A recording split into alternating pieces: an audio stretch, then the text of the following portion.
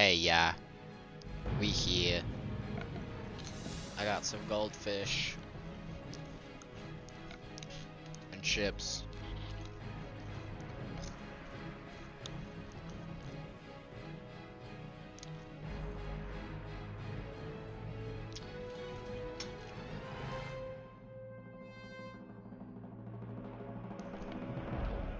Ew.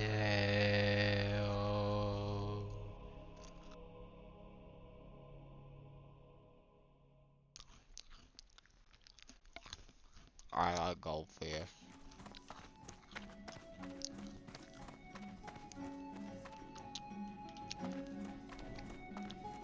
This nice little room.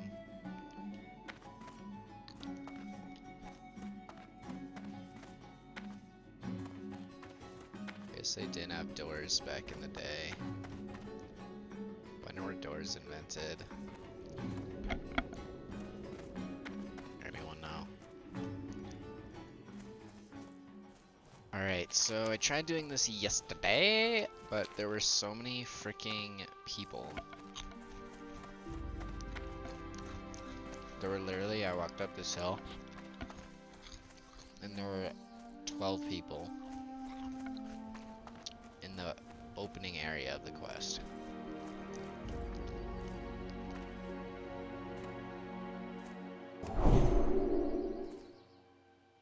How ridiculous is that?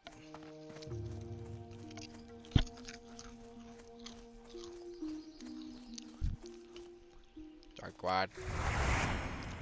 Get there.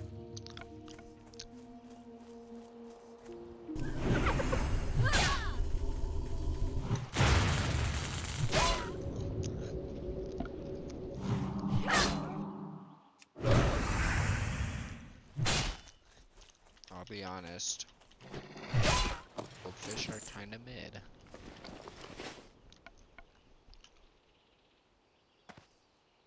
One, two, three, 4, 5, 6, 7 people.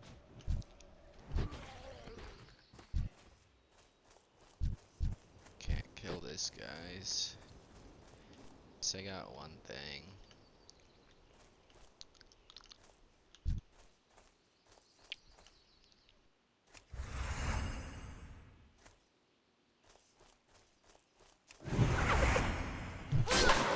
We'll try you, Basher.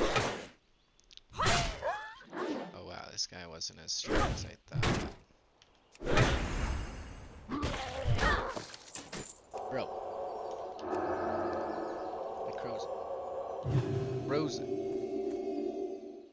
Cruising down the street and my 6 foe. Jacking the bitches. Slapping the house.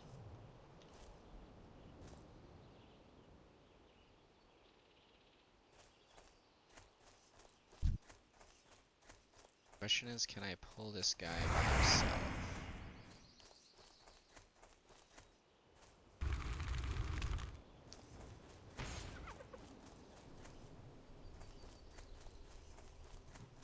Oh my god.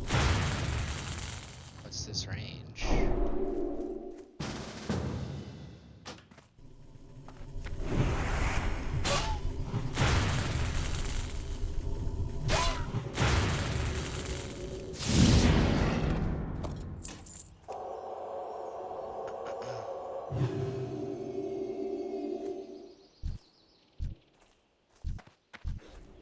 Question is, can I pull that guy without pulling his friends?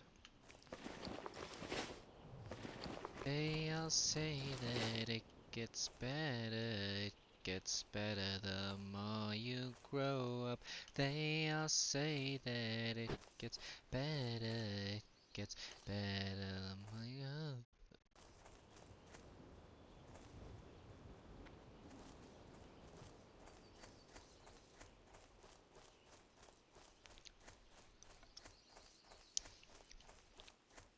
Let's check the other location.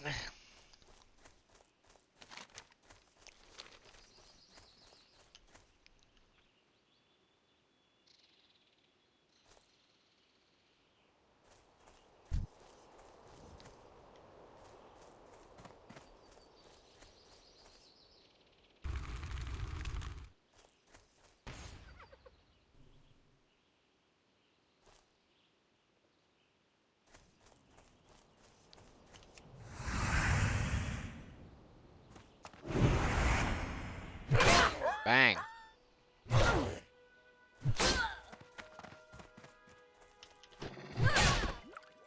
Dear God, that was scary.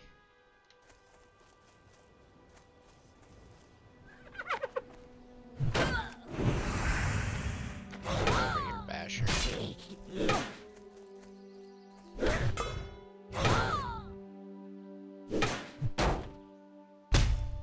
Don't bash me.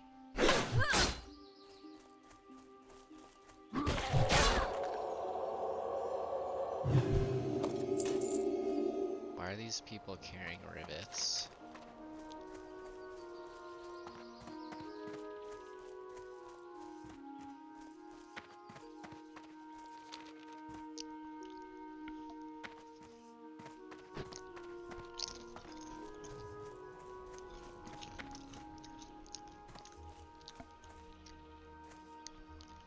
Damn, I love lime. I love the flavor of lime.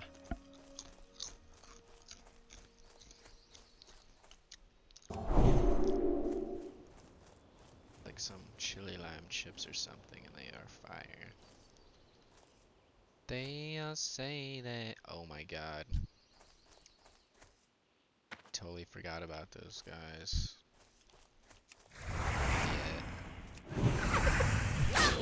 Yeah.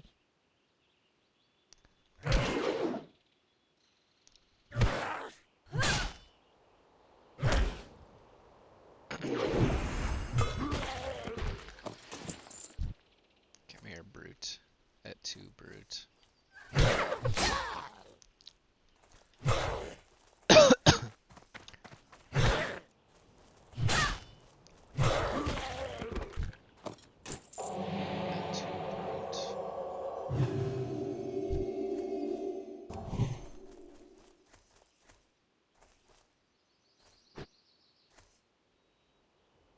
Et tu, brute.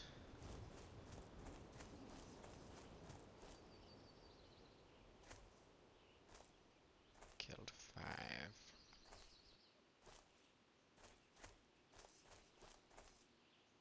Killing bashers, not my style.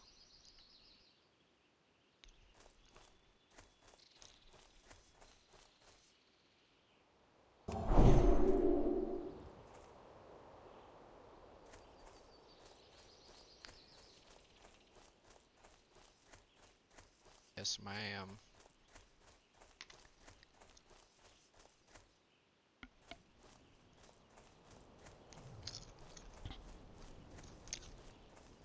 There's no denying, Minister. Dumbledore's got style.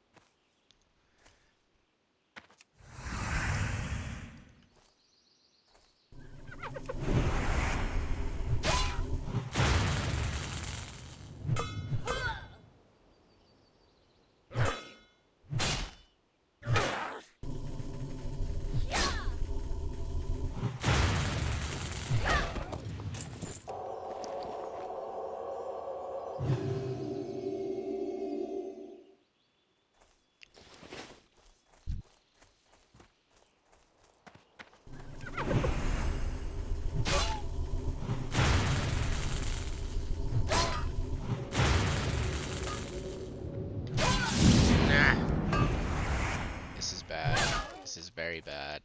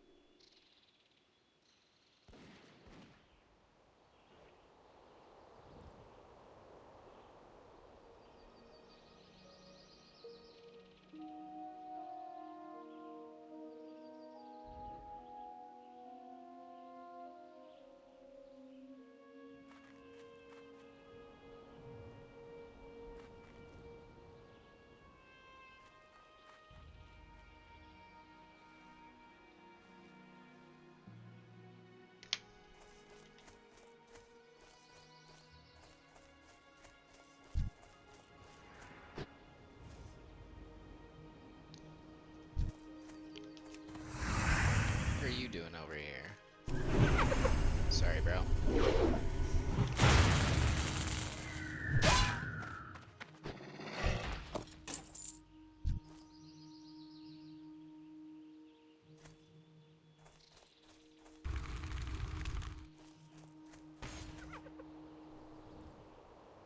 Run.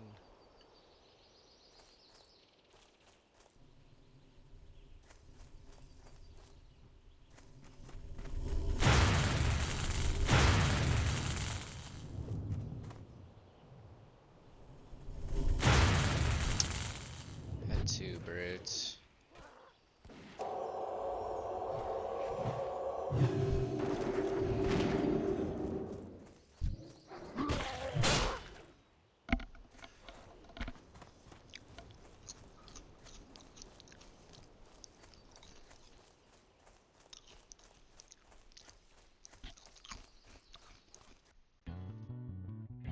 Hello and welcome to Talking Baseball. We got shuffling in the Mets front office.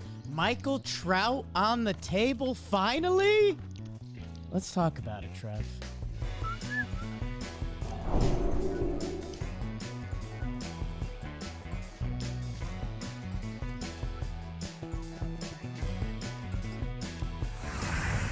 Carthale, you better not be coming back and killing all those If guys. thou shall hangeth, thou shall bangeth. Welcome to Talking Baseball, presented to you by Seat Geek, myself, Trevor, BBD, James, supposed to be here. We are swimming in it today. We've got a big exciting guest coming to the office. If you guys follow all of our Tomboy media stuff, we're really excited. So, with that, players only, sexy guys only. Speaking of Trevor Plouffe in Kalanasty, how are you? I don't think that's what it's called. I'm doing well, though. Thank you, Jake. We had a nice little talk about your outfit and kind of where we landed with it. I was happy. You're in Cuba. You took your boat down there. It didn't start up again, so you kind of like just are stranded down there, but you learned to love the land and work with the locals, and you're happy, which makes me happy. And you know what else makes me happy? Doing the show with you guys. I love it.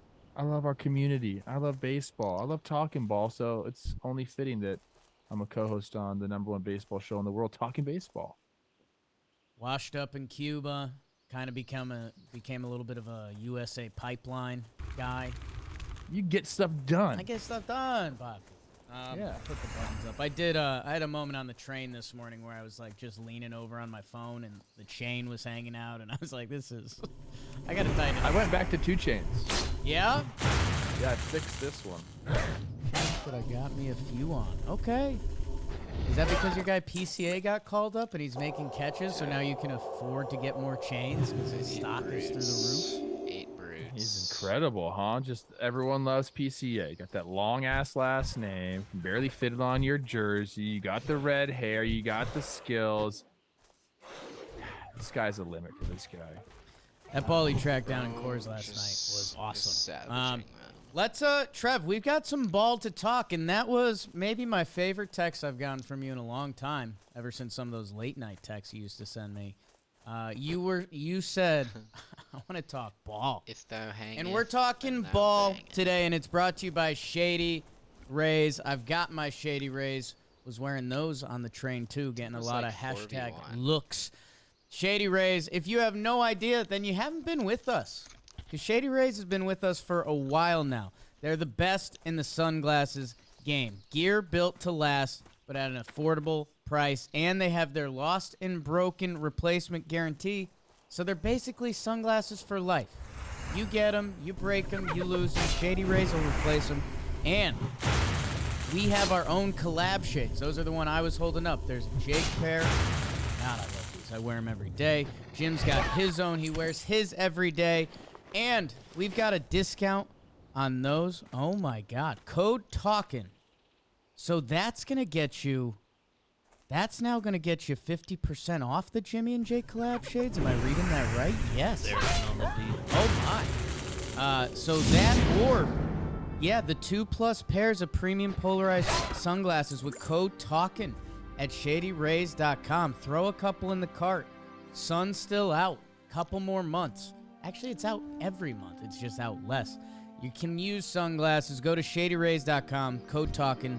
50% off 2 or more pairs of premium polarized shades. Trev, I was interested to see your reaction. Because, we were talking about the midweek, and we kind of had a hole where it's like, okay, open board. What do we want to talk about? I think the Trout convo's kind of fun. I feel like the Angels have put that on the back burner for the past 5 years, and I thought it should have been more in play. That whole franchise is coming to an interesting moment in their history. But Trev, and I think I agree, think the bigger news is Stearns, David Stearns, who's essentially been running the Brew Crew the past couple of years. There was some funny business that he kind of had to take a step back to become eligible for the Mets job, and everyone had been rumoring this for a while now. It becomes official. It's going to be an interesting setup with the Mets because I think Cohen's on the record saying, like, running a baseball team should not be a one-man job. So that's interesting. And I think there's a Brew ripple effect to this as well. But I guess, Trev, where do you want to start with the whole thing? Yeah, there are so many layers to this. First, I think it's a great hire by the Mets and Steve Cohen. And I think what we've seen from Steve Cohen, he comes into the league and we see him as sort of like this maverick, this gunslinging maverick with all this money.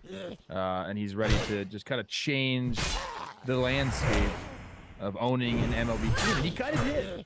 He came in guns a-blazing, signed, a bunch of people, took the payroll to a place it's never been, had a tax tier named after him. So, like in those regards, he came in and changed a lot of things, the way people thought about what an owner could do, especially in New York, and the huge difference between the previous owners of the Mets to Cohen. But now I think that he's realized that, it's like any business. He's got into the weeds and figured out, okay, there are some things that work, some things that don't. Maybe I can't go in there and fix everything through free agency. And there's other ways that I have to improve our organization. And he's been adamant about saying, we need to build up our farm system. So they've tried to do that. They made a bunch of trades this year, paying down salaries to get better prospects, which I think is another thing that he's going to influence a lot of other owners to do. I think it makes a ton of sense. If you miss on a contract and you want to get rid of it, you pay it down so you can get a better prospect. That makes a ton of sense. So he started to do that. Now the next thing you have to do is address your management situation. The people in your front office. And he's wanted Stearns since the day he's got it. I want to ask you about that, Trev. And I was just clicking through some articles to see if there was something there. Because you're right. When Cohen got the team in 2020, he wanted Stearns. Yeah. Stearns, by the way, at that time was 35 years old, so it's crazy where he's at this point in his career. But what do you think that is? Like you're Steve Cohen, you're buying the Mets, and do you think it's through some connections, or do you think it was through research that they're like, who is the next young best executive? Like, how do you think that process happens? Because I'm trying to figure out how Steve Cohen goes from I'm buying the Mets to I want David Stearns as my front office guy. So, okay, I think that a couple different things probably happened. I don't think he knew who David Stearns was. Again, I think he's had to learn the baseball landscape. He might have heard of him or whatever. He's from Manhattan, I believe. He's from New York. Upper East Side kid. Yeah, so there's that whole thing, and I know he Stearns, I'm talking about, grew up a Mets fan. So I don't know if there was some talk like, hey, man, this is a guy that could be an interesting fit for us, down the road. He's with the Brewers now. But they've expressed, and this has been written many times and quoted many times, they want to turn the Mets into the Dodgers, what the Dodgers have done essentially. And what the Dodgers have done essentially is, they took an executive from the Rays and said, hey, we're going to give you money.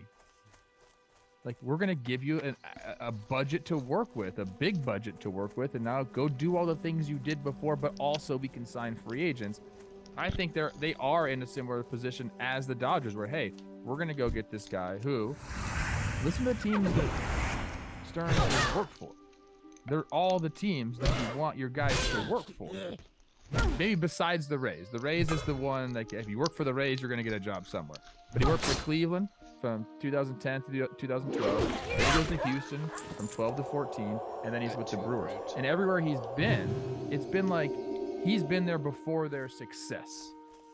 So you have to imagine he's had, you know, parts, or he's had a hand in the success. In Cleveland, 2010 through 12, 16, they make the World Series. And they do a good job of drafting and getting guys in the door. They have, you know, Kipnis. They bring in free agents. Like, you know, a lot of things worked in Cleveland. They've been able to develop pitching and have that player development. You know, I don't know how much of a part he had there. It's pretty early on in his career, but he was there. And then you get over to the Astros for a couple of years. And this was all, you know, before the success in, you know, 17. But you have to draft these guys, and you have to create a plan to do what the Astros did. And he was part of that. Then he goes over to Blue, and, you know, they hadn't had a ton of success. And he leads them, I think it was from 18 to 21. 4 straight playoff appearances. Probably, you know, I don't know, got to be one of the better runs in Brewers history. So, like, he's had success, and he's done it. You know, those are all considered small market teams. Houston's a little bit different there, but at that point, they weren't operating with a massive payroll. So I think he's been able to do it at places without the payroll. And now here he is getting the payroll. So I just think I think that is especially appealing to a guy like Cohen. Like, hey, this guy knows how to work things without me. Like, he doesn't need what I bring to the table, which is cash. But if I give him that cash, we can now have the best of both worlds. And I think that's kind of why he probably approached Stearns, and it's probably, you know, why everyone's so excited about this acquisition or this hiring, is that Steve Cohen's getting what he wanted, and I think it is a really, really good fit. So do you think that for the Mets, because I called BS a little bit, like I thought, and I mean, especially look, you know, Scherzer with Texas, he's been banged up a little bit, and he, you know, hasn't been necessarily the $43 million a year Max Scherzer, or however you want to label it, even though the Mets are still paying it.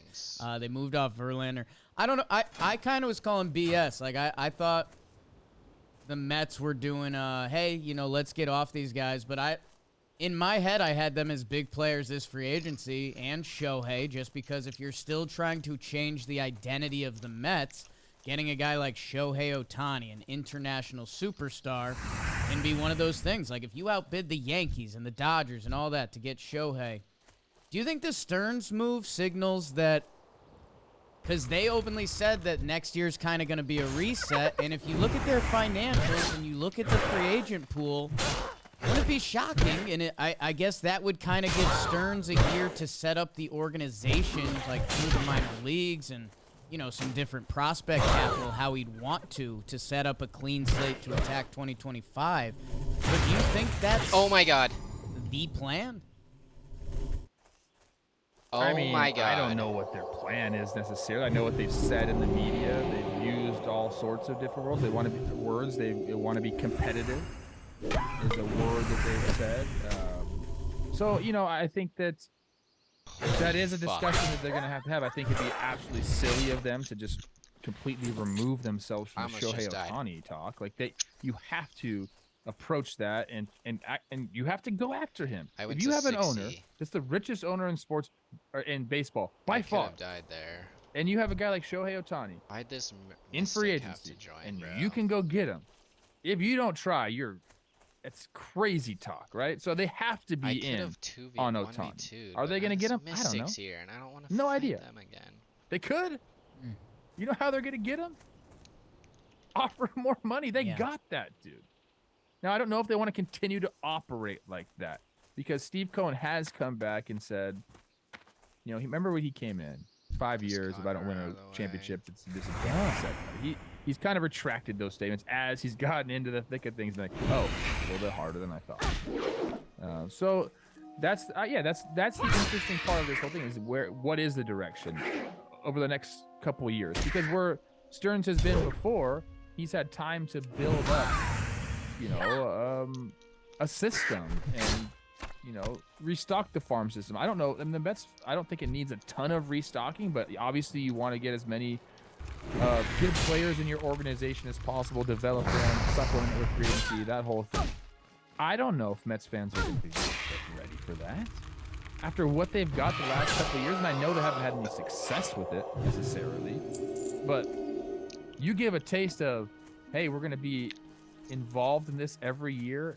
Every offseason, we're going to have a great offseason. Leading into the season, it's going to be like total optimism. Like that gets addictive, dude, for a fan. You don't want to go from what happened over the last 2 off seasons. And again, I understand what happened in the regular season.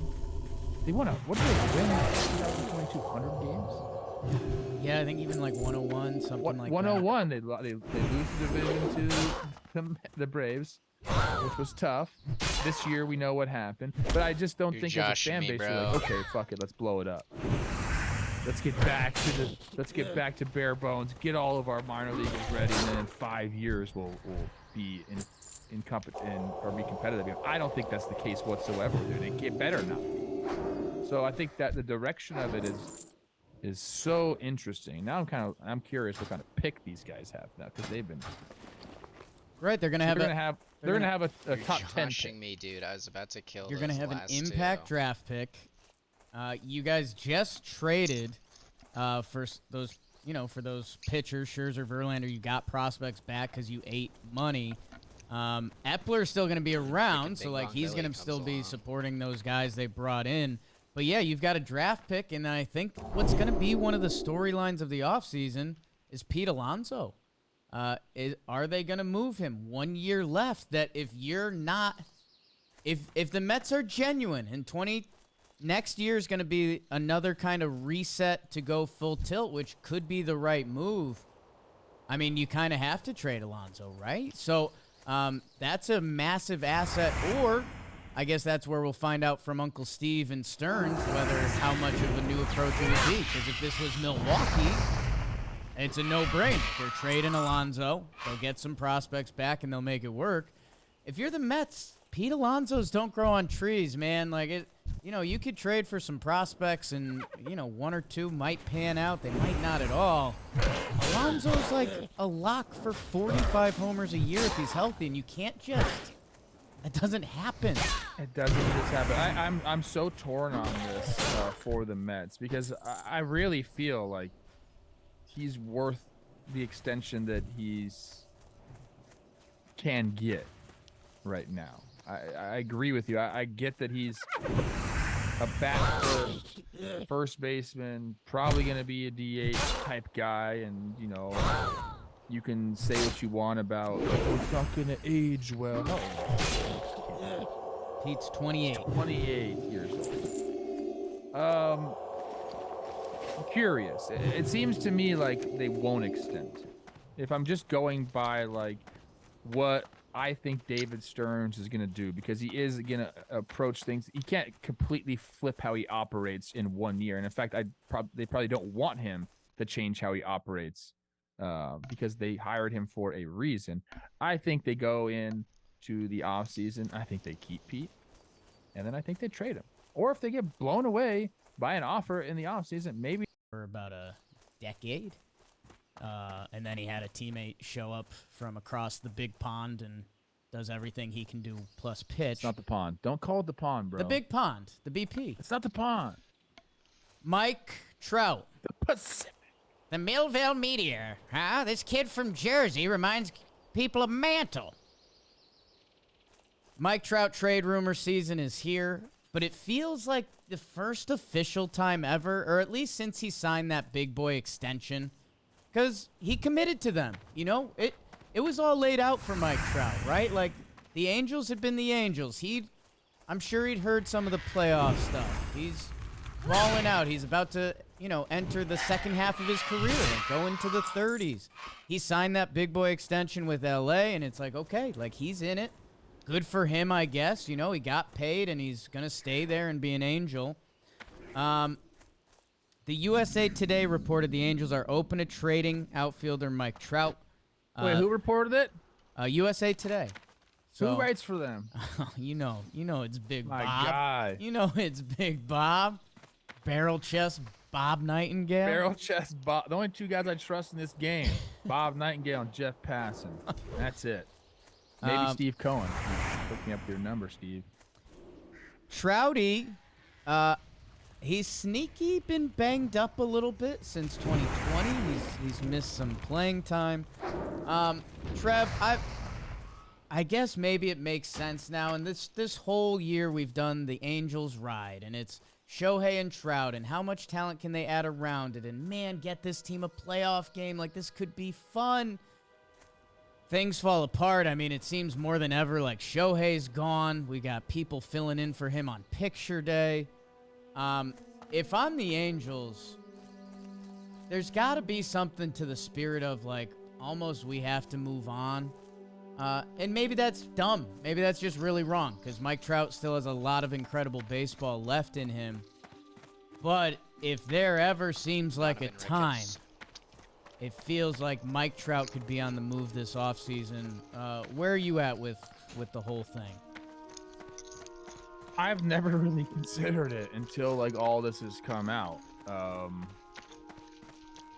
Shohei, man, just in his wake, just leaving, just, you know, kind of a mess there. I think that if they would have traded Shohei at the deadline, I don't think we're talking about keeping Mike Trout or trading Mike Trout. If that makes sense. I think that keeping Shohei, being basically wrong about it, even though they had the right intentions, and I think, again, I'll say this till I'm blue in the face. I think it was the right move at the time. I don't think you were going to get what you thought you were going to get for Shohei. Yeah, you would get some prospects, 100%. You were going to get some people. They were going to be decent players. Why is it maybe. spicy?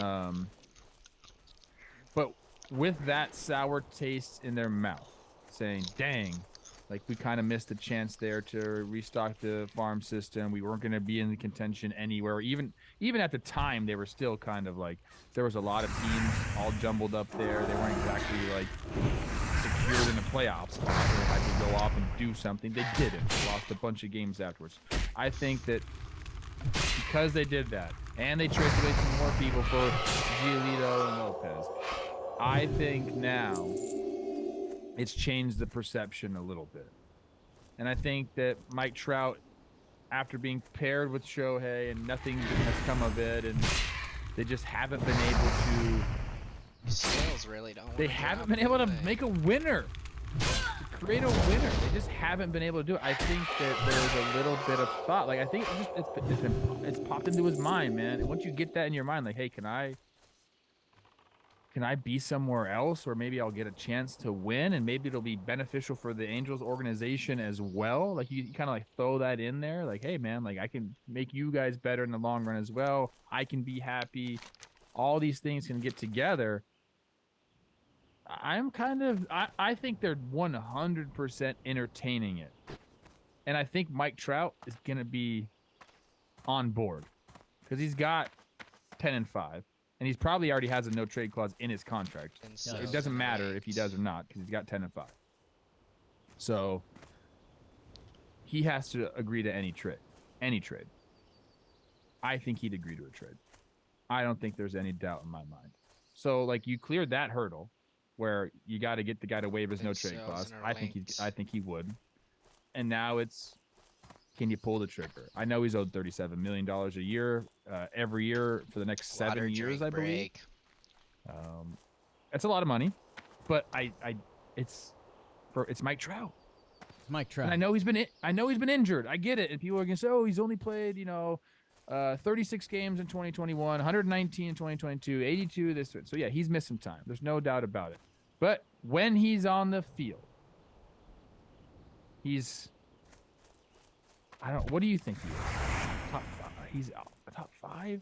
At worst? I mean, when he's playing, yeah, I mean, you can get into the weeds about him versus Jordan or Mookie or Freddie or Olsen. Like, you know, there's a lot of good players in baseball. As long but, as he's in that category, he's worth it, people. Hey, but man. he's also he's basically a lock to almost have a 1 dot, which, you know, as much as I love Matt Olson, Matt Olson could next year have an 888 OPS, and we'd be like, wow, that's a really, you know, that's a nice year, but Matt Olson came down from his 60-homer season. Trout has been clockwork. That I think he has 7 years at $37 million a year, around like 259. If he was a free agent, would he get that contract? Absolutely.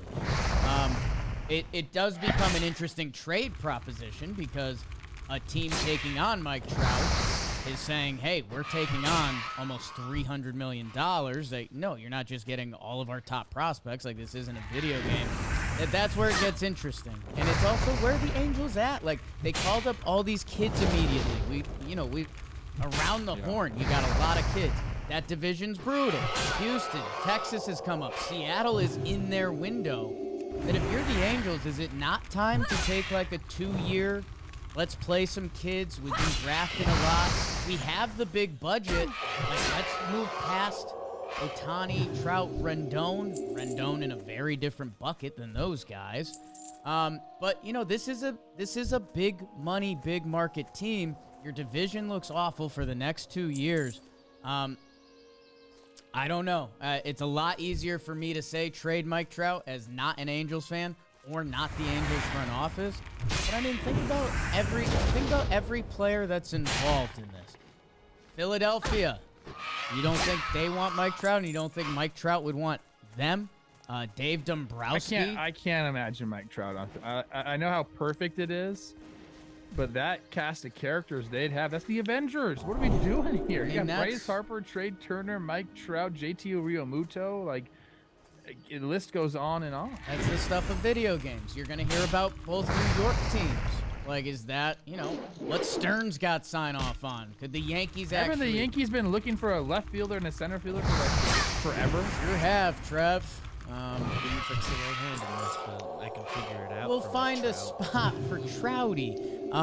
Isn't the Martian a switch hitter, so he's got a left hand? A team that's interesting to me. Oh, so now we're going to teams. He's traded. Okay, he's traded. Give me a percentage. Give me a percentage before we get into the teams. I'd say 50-50. I think the obvious right front office move would be to move on from Mike Trout while his value is still Mike Trout. Like, there has been a lot of injuries. He's going to get older. I mean, Mike Trout is, how old is he now? He's 32. 31. He's 31. 32 August 7th. Happy birthday, Mike. Oh. So I don't know, like, how far are we from talking about a 34-year-old Mike Trout, and does that look different? Like, I know he... No, I don't think it does. I think people need to realize 34 ain't that freaking old, okay? Like, Yes and the no, way people Trev. can take care of their bodies. I know he's been injured, so that's what people will talk about, but... Different body type, different stuff going on, but, like, I want to compare legends to legends. Like, go look at Mickey Cab's page since 34. Go look at Pujols' age since... Like, the game changes. Oh my god. Those are different. Holy shit. Can these guys fuck off?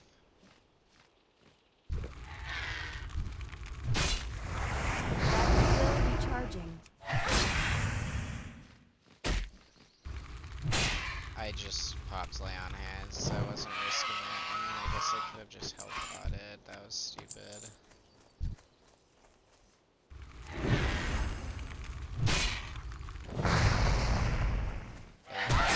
Hyper spawning right now.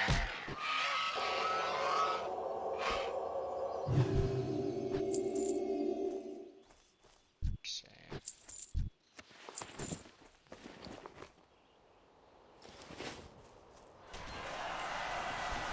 That's fine.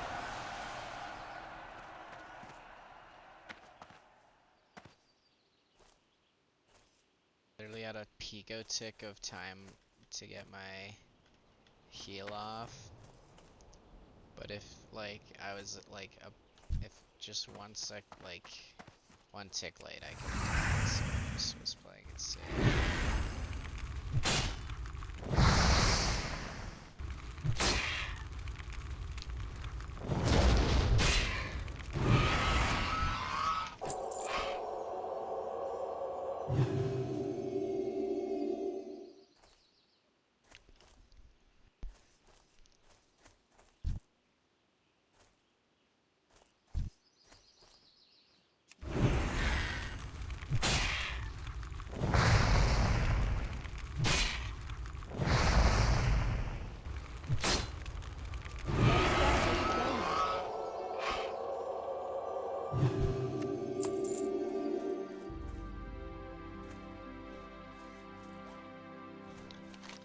They're different body types. really do. I get it. But everyone does get older. That's undefeated. A team that I'd be interested in, because especially when you talk about wear and tear and maybe moving to the corners, what about the Sox, man? Like, if Boston, you can basically say, hey, we'll throw Mike Trout in left field. He doesn't have to cover a lot of ground for the next 7 years, and he can just go out there and rake. Like, I don't know. If you're any big market team and Mike Trout's on the table, you gotta listen to that combo. He's Mike Trout. And I don't know. For me, it's just how proud are you if you're the Angels front office. I think if you're not being proud, I think we made our run and it just has never worked, that we kind of need to do this next thing as a franchise. Falling, bro. Maybe Mike Trout's not that guy. Maybe he says, let's do it here and we'll figure it out the next couple years, but I don't know. The one What can I caveat do to for all you? of this talk Have a good one. is where's Shohei going to go and how quickly is that free agency going to take to settle? Because he's going to be the #1 guy for these large markets. The teams that will be that would want to trade for Mike and that could Is it afford to trade for Bullshit? Mike. Lakeshire, I say look afford, at See meaning you around. willing to spend. Every team can afford to have Mike Trout. Book that. Willing to spend is Safe what I travel. mean to What does say. that mean? The teams that are willing to spend to get All Mike these Trout are also going to be people on just Ohtani. chilling. So like, and I think I they'd help prefer you? Ohtani at this point. Have a good one. So I think it's going to be the teams that miss out on Ohtani. It might look that way. You know, the one thing is it's See you later. not just a See you money around. thing, and that's what Be careful. you know. Like if you're the Guardians, I thought that was a very interesting point of view. You know, they didn't make any trades at the deadline because it was going to cost them prospect capital. But when it just became a strict financial Arthur Aberdeen. transaction, they went out and got Lucas Giolito, Ronaldo Lopez, and Matt Moore. Like that's money. We're not worried about that. Mike Trout going to cost prospect capital. Shohei Ohtani just going to cost money. It's going to be interesting to see how these teams go after that. I mean, could you see a Mike Trout in San Francisco? They've been looking for their guy for forever. Bolchan. Wow.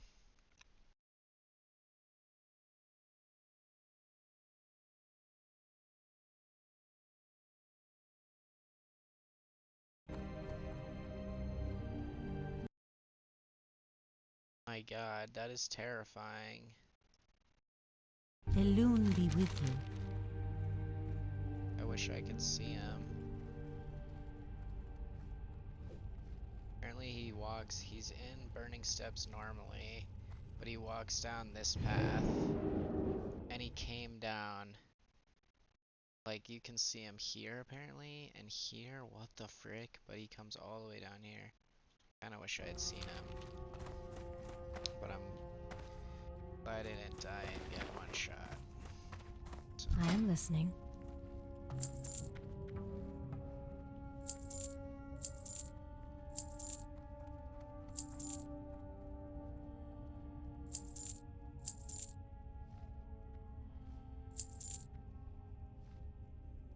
Be careful.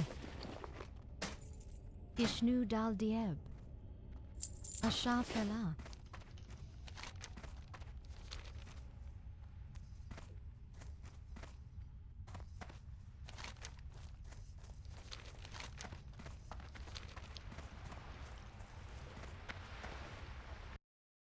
If they Sure miss could. out on Ohtani, could it be a Mike Trout situation there? That's a big old outfield to play. They got a lot of kids out there. They love a star. Any team should be in play. time to walk and chomp. It'll be interesting to see. Yeah, the Dodgers. People are gonna be so mad, but he would look great in a Dodger uniform. God, that would be the final punch to Angels fans if he goes to the Dodgers and they win. Like if I'm the Halos, it's almost like let's go to Portland. Like this was fun and all, but man, Yeah, that's the only one that can't happen. why don't you go to the DraftKings Sportsbook? Football's back. We've got our Yeah. Against the Spread League. Me and Trev, undefeated. No surprise there. And at DraftKings Sportsbook, an official sports betting partner of the NFL. New customers can bet $5 on football and get $200 in instant bonus bets. Get in on the NFL Week 2 action with DraftKings Sportsbook. Download the app now. Use code TALKIN to sign up. New customers can bet just $5 and take home $200 instantly in bonus bets. Only at DraftKings Sportsbook with code TALKIN. The crown is yours. Looking at the board right now. Yeah, Poppy's in. Hey, Ravens plus 3.5. Trev, a little bit of a tight midweek, but as we wind it down, we had a couple things on the sheet here. I mean, there's Rangers collapse stuff, although they've just won 2 They're against back the in the Blue playoff Jays. spot. I know. I'm over the demise. Like, people Okay. are freaking out so much. Relax. Okay, I'm relaxed, man. Like, oh, the bullpen had a bad run. I get it. They had more blown saves than saves. I get it. There's other parts of the team as well. And look, there's nothing more deflating than a bullpen blowing a late lead and continuously doing that. It hurts. It hurts. But remember what happens in this game. Things can change like that. Guys can get hot. You just got to get into the playoffs. And then some of those guys that are blowing a bunch of saves, they don't pitch anymore. Right. They're just warm bodies to play catch with. That's it. So, like, I know it's not ideal for Rangers fans to be having their bullpen look like crap and blow saves. I understand that, but the Braves went into the postseason when they won it all, and the bullpen was the problem Right. for them. And then what happened? The Nationals went into the postseason. Nobody knew what the heck they were going to do, and all of a sudden Daniel Hudson threw every single inning for them. Yeah. The Giants went into one in 2014, I think it was, when they won it all, and Madison Bumgarner just pitched everything out of the bullpen. Like, you can find ways to figure things out. So just everyone relax. Just get to the dance. Mariners 3-7 in their last 10. Mariners and Toronto tied for the last wild card spot. That story as it continues. Texas a half game in as of today. Man, one of those teams is going to be full-blown heartbroken. Full-blown. Yanks and Sox are dead, finally.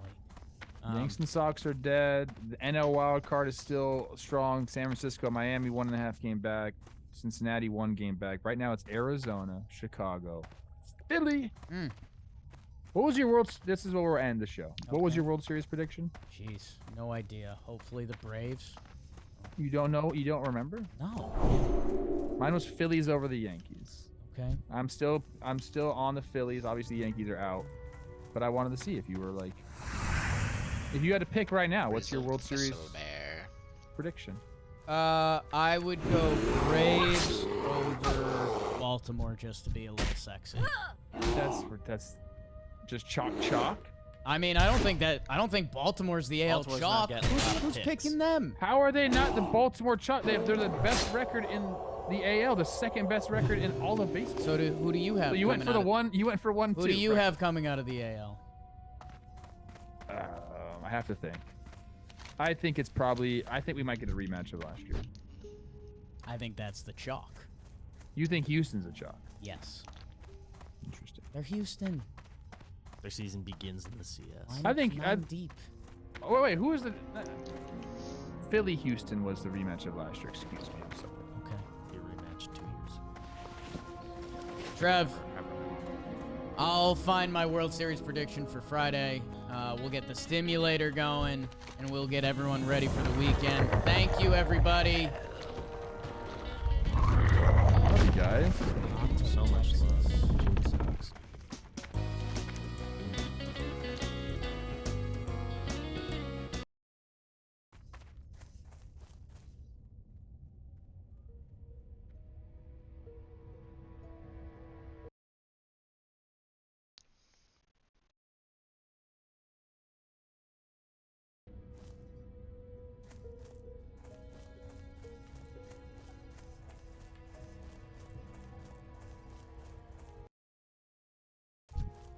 Clearly, no. You can only tell it to keep more autosaves. Yeah, I think it's pretty clear when it autosaves, like a big story thing's about to happen. It's a bit of a tell. And other than that, it doesn't do it. And there's plenty of like minor story things or just quests or combat encounters where you're like, well, fuck me. Yeah. It definitely doesn't save as much as I want to. I would say I'm a save scummer for like 2 reasons. One is like I really just like clicking the bad options sometimes and seeing what happens. You know, like role-playing wise, it's just not my character or playthrough would do at all. So like, yeah, it's save scumming technically, but like at the same time, fuck it. I just want to experience this game fully and completely as much as I can the first time before seeing all the variations. I have. So yeah, you're right. There's only 25 actual saves in there, but I have saved 1,081 times. Oh, gotcha. Yeah, you're much better at hitting that than I did. So Dude, anyway, I'm so fast on the F5. Anytime that there's a dialogue choice, or like something I have, you can save. The thing I have people with, you can save literally anytime. Yeah, and I do that. It's just every now and then I forget. And it was this funny thing where I was playing, and then I ended that situation. I rage quit the game, and then 5 days later, I was like, "Why haven't I played in a while?" And I open up the game and I see what has happened, and I'm like, "Oh, that's right, you mother." Yeah. I think I had one of those too pretty early on. I was like, I am pressing F5 every fucking time now. Yeah. I think for me it might have been a bug. I think like a quest bugged out. Yes. Tried it again. Yeah, we'll catch up. I have a funny bug story to tell you. That I was streaming, and it was a 2-hour long stream where nothing happened essentially because of a bug. On the bug thing, I waited until patch 2 hit before diving into Act 3, and so I can't see how bad it was before, but this time, as I'm playing right now, it's pretty good. There's people complain about like the reactivity. There's still plenty. There's sometimes where you do something, you're like, "What happened, guys?" and they don't say anything, but it makes sense given how big Act 3 is. Act 3 is fucking massive. Yeah. And I think the only real bugs I've seen at this point is like just dialogue sometimes doesn't quite match where you're at. Yeah, so like, you know, you'll do something and then like someone's dialogue will trigger for something earlier in the day and you'll be like, huh? Or like, you weren't there for that? Or I had one thing where I saved some people and then I triggered the dialogue and this guy's like, my daughter's dead! And I was like, dude, I definitely saved her. But like, it's pretty minor stuff. There's a couple ass encounters. There's a couple like little things that it's like clear Act 3 is not quite at the same level, but it's really not nearly much of a step down. So the 2 other things I did this past week that I'll just mention. One, so I hosted a big old thing. I invited Mark to it. He turned me down, unsurprisingly. But I hosted a big old Magic the Gathering, Wilds of Eldraine sort of launch party for the new set that was sponsored by Wizards, which was really cool because they gave us a ton of product. And if you go look, you'll see on Twitter, but like we had a ton of people come out. So Zell,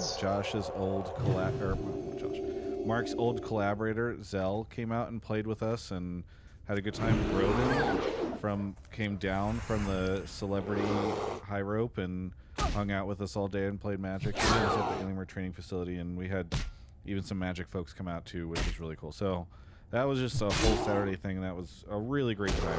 We had a ton of people come out. It was super fun. Then the other thing I did last week was I saw Mission Impossible, which I thought was really good. So it's The first one? No, have you seen the one that's in theaters? Dude, it's got, I know you're not a review guy, but like it's got a 97 on Rotten Tomatoes. Like that was the funny thing, is that like I kept checking when Barbie and Oppenheimer came out, and like they were both sitting in the low 90s, and I was like, okay, and then like just crushing them was Mission Impossible. I feel like nobody saw it because it came out like a week before those things, and it got, you know, just like it just got destroyed by the memes. But it was really good. I saw it with Drew because I'm trying to make use of my AMC Stubbs pass, and I don't know. You're grinning like you're like, no, oh. I just wanted to reviews. Bottoms has a 94% by critics and 90% by audiences. Yeah, I wanted to see it, but you know it's not at the theater near us, and we're gonna go see it on Wednesday because starting Thursday it's in no AMC's in LA.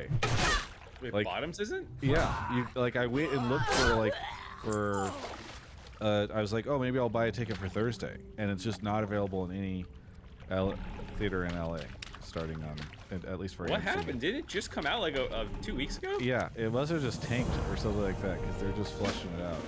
What the hell? It's so good. Yeah. That's so weird. Yeah. I feel like there's some weird anti-marketing thing with it because I tweeted about how much I like this movie, and a bunch of people, not a bunch, a couple of people were like, "Oh, that movie is like over-sexualized or something, or it's grooming," and I'm like, "What are you talking about? It's like kind of like a lesbian Superbad, like, huh?"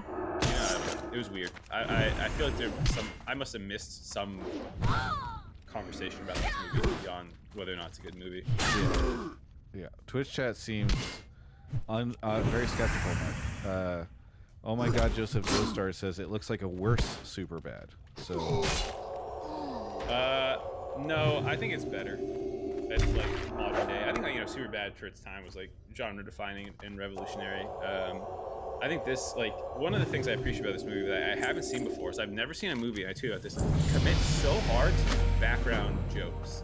Like, not related to the scene at all. There's just dumb shit happening behind them in, like, half the scenes in the movie. Like, it's just constant. There'll be, like, murals of, like they commission someone to, like, paint a mural of, like, some dude. There's at one point, like, a mascot who just like has a giant horse dildo on it for no reason in the background of this scene. Like, it's just so fucking oh yeah, Marshawn Lynch is in it. I was like, I feel like I recognize this dude. Who is this dude? And I googled it, like, it's Marshawn Lynch. I was like, what the fuck? It's so funny. It's just, the characters are great, the writing's great. It just does different things than I've seen. I think that's what I'm always just chasing the high ups. I've never seen something commit so hard, just random background shit that makes no sense. All right. Well, we've talked enough about non-League of Legends things, so absolutely. So here's what I did. So yeah, I could talk to you. Let's just pretend we're on the walk right now, and I'll tell you what this is. Okay. We can talk a conversation about it. So here's the world stuff. So after multiple months of being out in the market trying to find a sponsor for like TGI Worlds coverage, we weren't able to find any. The feedback I got was that, unlike Worlds last year where it was in North America, a lot of sponsors feel weird about getting involved with something that's like in a weird time zone for them. You know, they're like, oh, we're sponsoring this thing that's in a time zone that's like on the other side of the world. Like, like if we care about North American audience, are any of them going to be watching this? Like, what's the deal? I mean, it's. I guess they just don't get that, like, the VOD content will get consumed this way. But I get the skepticism in terms of like obviously an event, a World's happening in North America is way different than happening in a different region in terms of North American brands. So, what I decided to do is just book. Like, I'm just gonna spend my own money to go over there for like a week with Drew, which is gonna be very expensive. There's a chance that we might be able to sell in like a brand to like the back of those YouTube videos, but it's not like World's coverage presented by, you know, Coke or something like that. It's just gonna be like, hey, this video is brought to you by so-and-so. Great Shadow Legends. Yeah, exactly. So hopefully that'll offset. Like, we'll just hopefully be able to sell the impressions the same way we were, but it wouldn't be like the world sponsor is this, you know. So to that end, yes, I'm just gonna go. Like, the sad thing is, I want to go to Worlds. Like, I usually I think this will be the first time that I won't have done. Like, I think the minimum I've ever done is like all of groups, and then quarterfinals, and this time I am going in for the 2 days of Asset Day. In fact, I'm going to be getting there halfway through the first day of Asset Day. And then I'm leaving, I think, on the 25th or 26th or something like that. So I'll be there for the majority of Swiss, but not all of it. So, yeah, it's still going to be really expensive because flying 2 people into Korea and then doing the hotel thing for like 2 hotel rooms in Korea for all that time, it can be pretty pricey, especially if you want to get a place that actually has like internet to upload content and stuff near the venue. But, you know, I don't want to not do Worlds at all, and so yeah. I mean, that's sucks, but that's good to hear. I mean, I know that even when you had channel sponsors, the later the tournament went, like, kind of shittier it got for press. Yes. It's like this weird thing where there's less teams available, and then there's also more people showing up. It feels like for later in the tournament, and you go to like bigger venues, and it sounds like it was always a struggle. And I think I could be wrong, but I'm pretty sure your Swiss content almost, or like your group stage content always the better, because that's where most of the Western teams are. Outside like the odd faker or like whoever wins the world championship one interview you get, but that's like an extra month you have to stay there for that.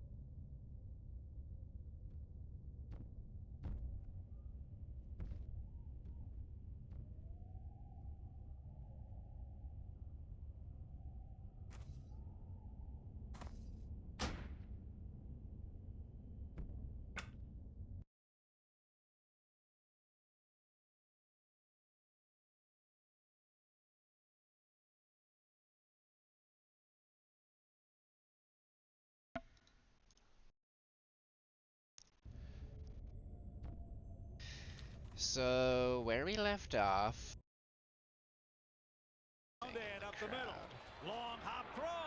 Ow.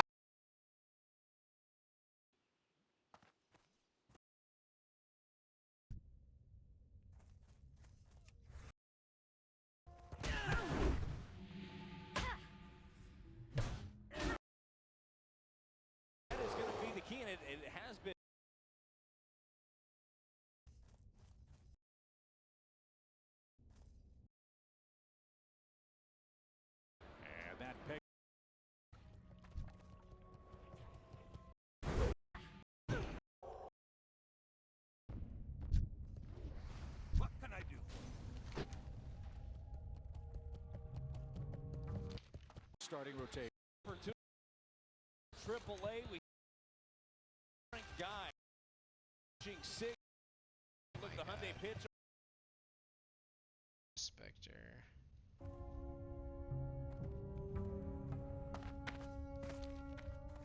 How are you? Scary. Be good.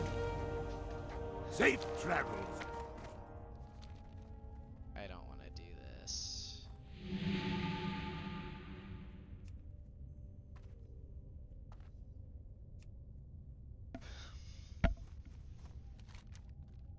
Telling me there's another beach sea creature.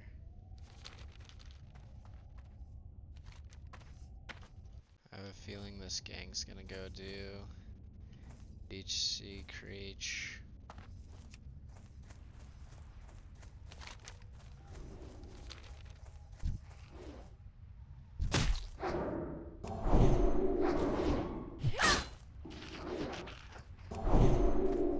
How was I at 800 health earlier?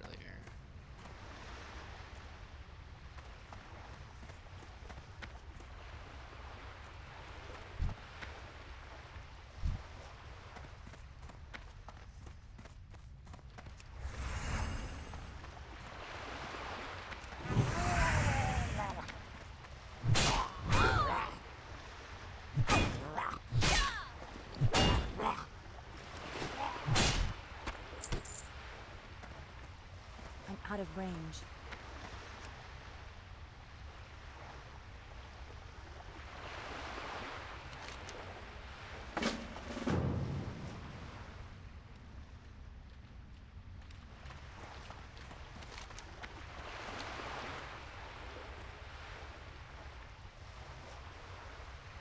I need to be careful here.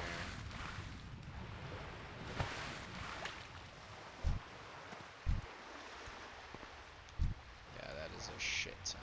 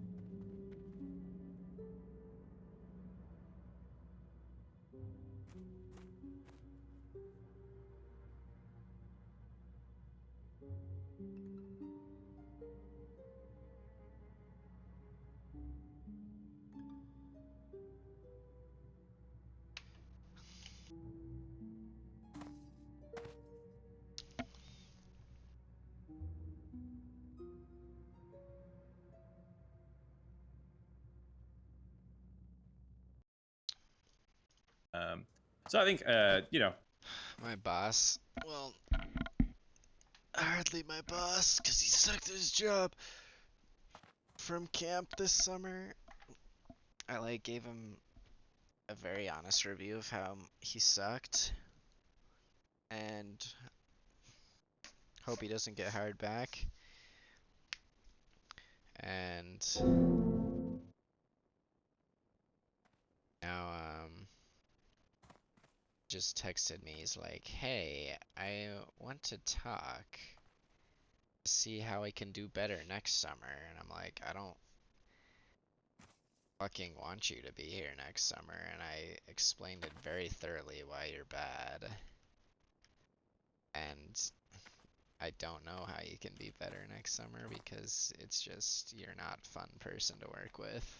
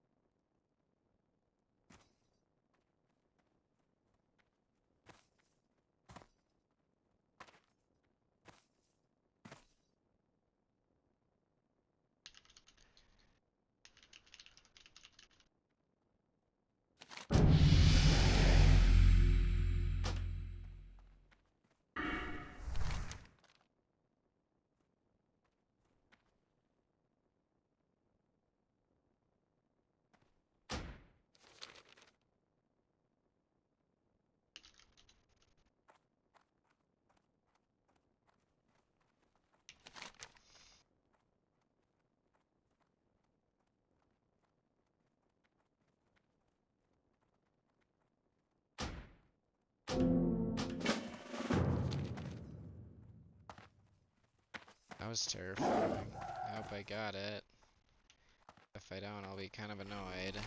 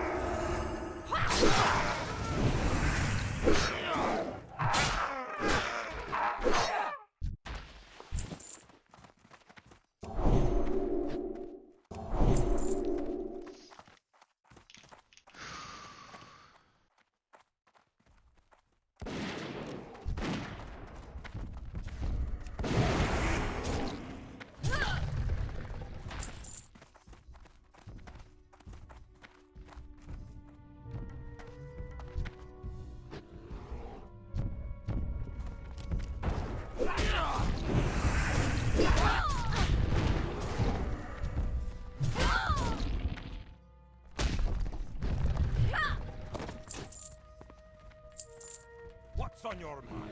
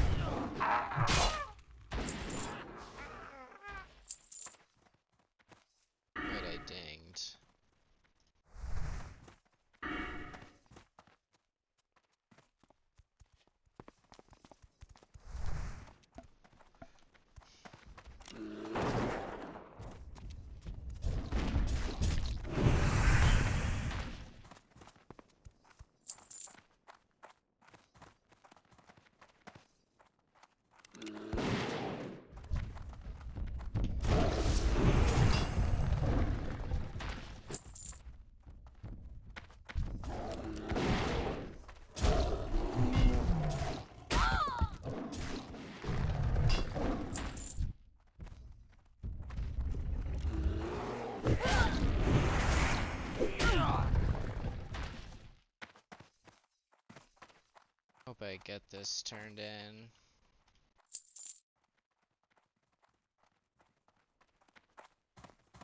Yay.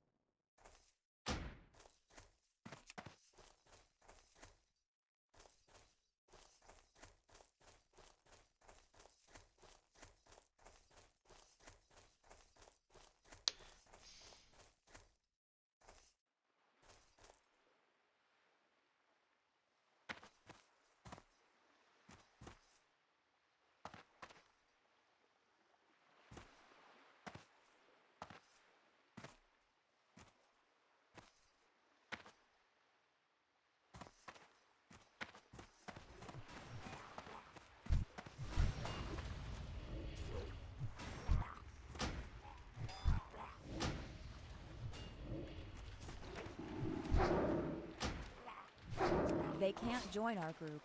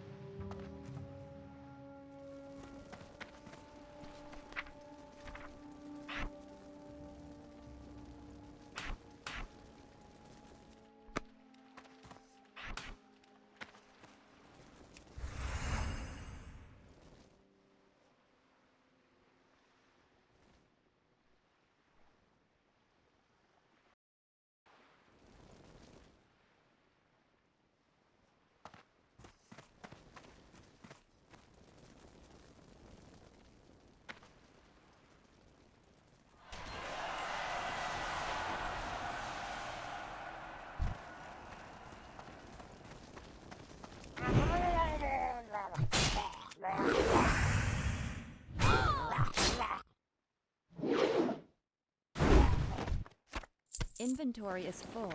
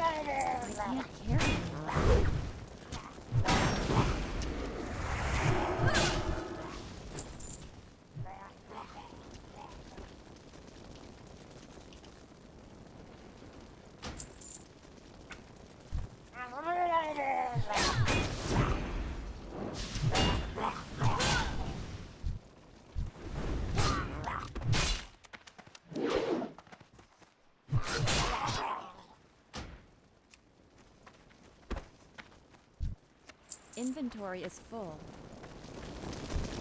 I can't carry anymore.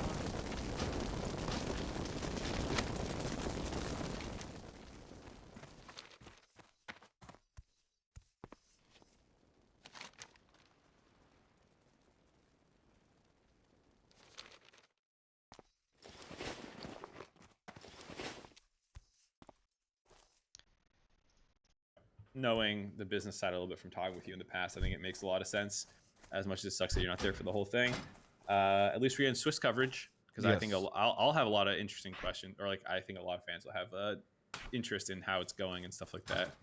Yeah, and I think the asset day stuff is always really fun because we'll be able to do some sort of like surprise test content there. The other side of this, which I do want to address because I already see it in chat where somebody says that or buy more magic cards. There's this kind of weird, like, I don't think people really think through it, because I am going to go to some magic events during Worlds.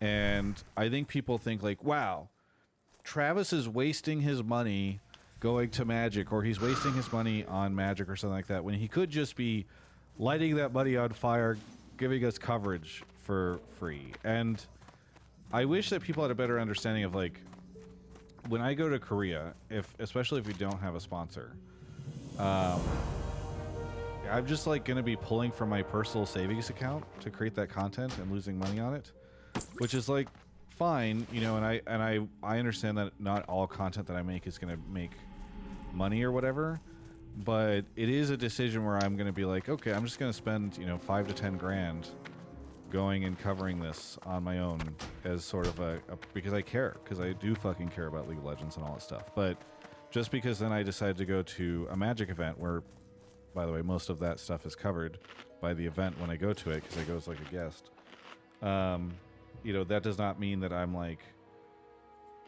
oh, Travis is doing this instead of Worlds. Well, yeah, because if I asked you if you wanted to go blow a ton of money, you know, thousands and thousands and thousands of dollars,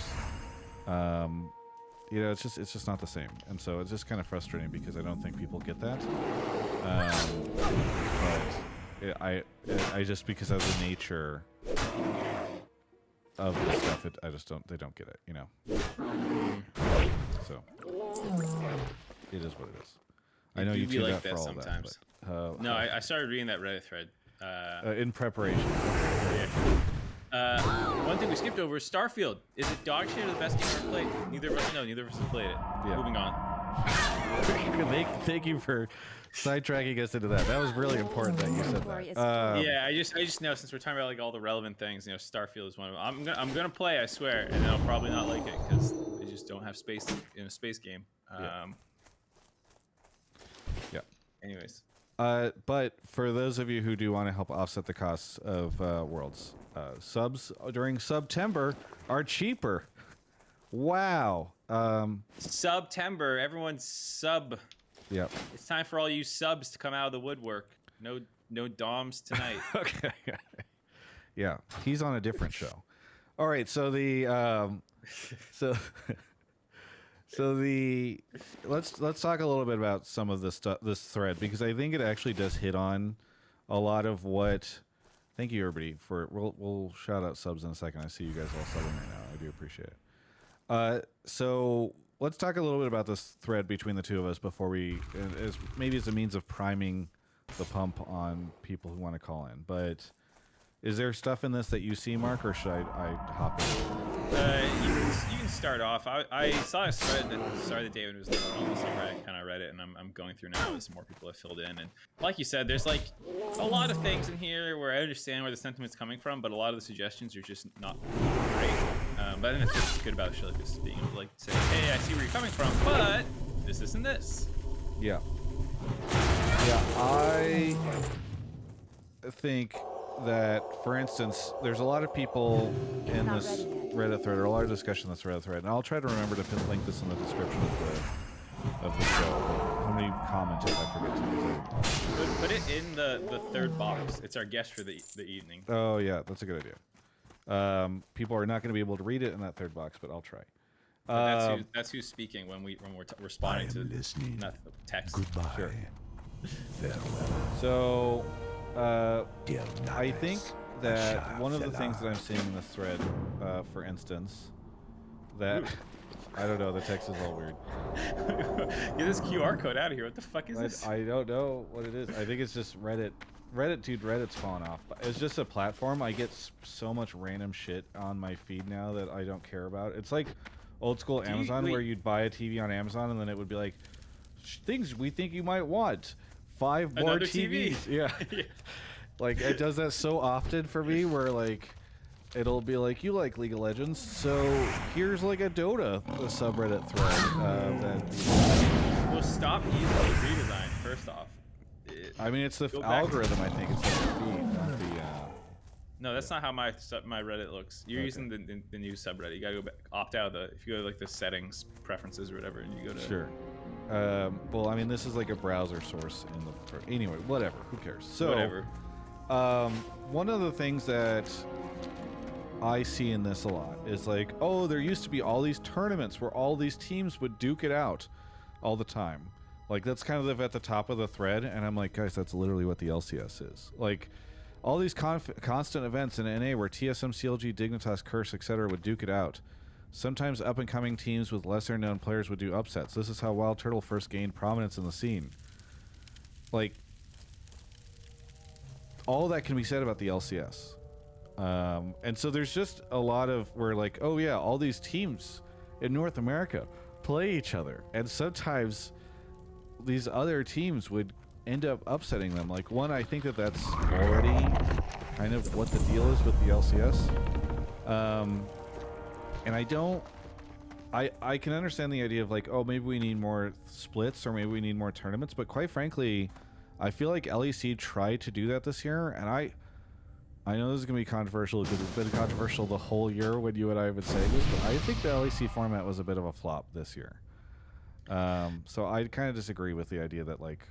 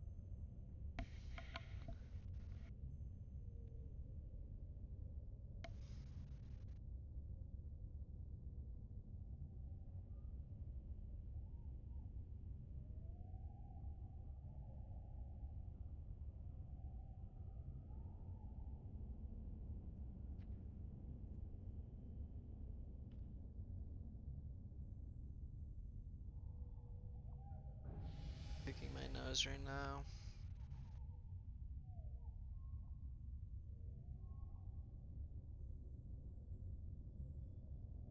Interesting.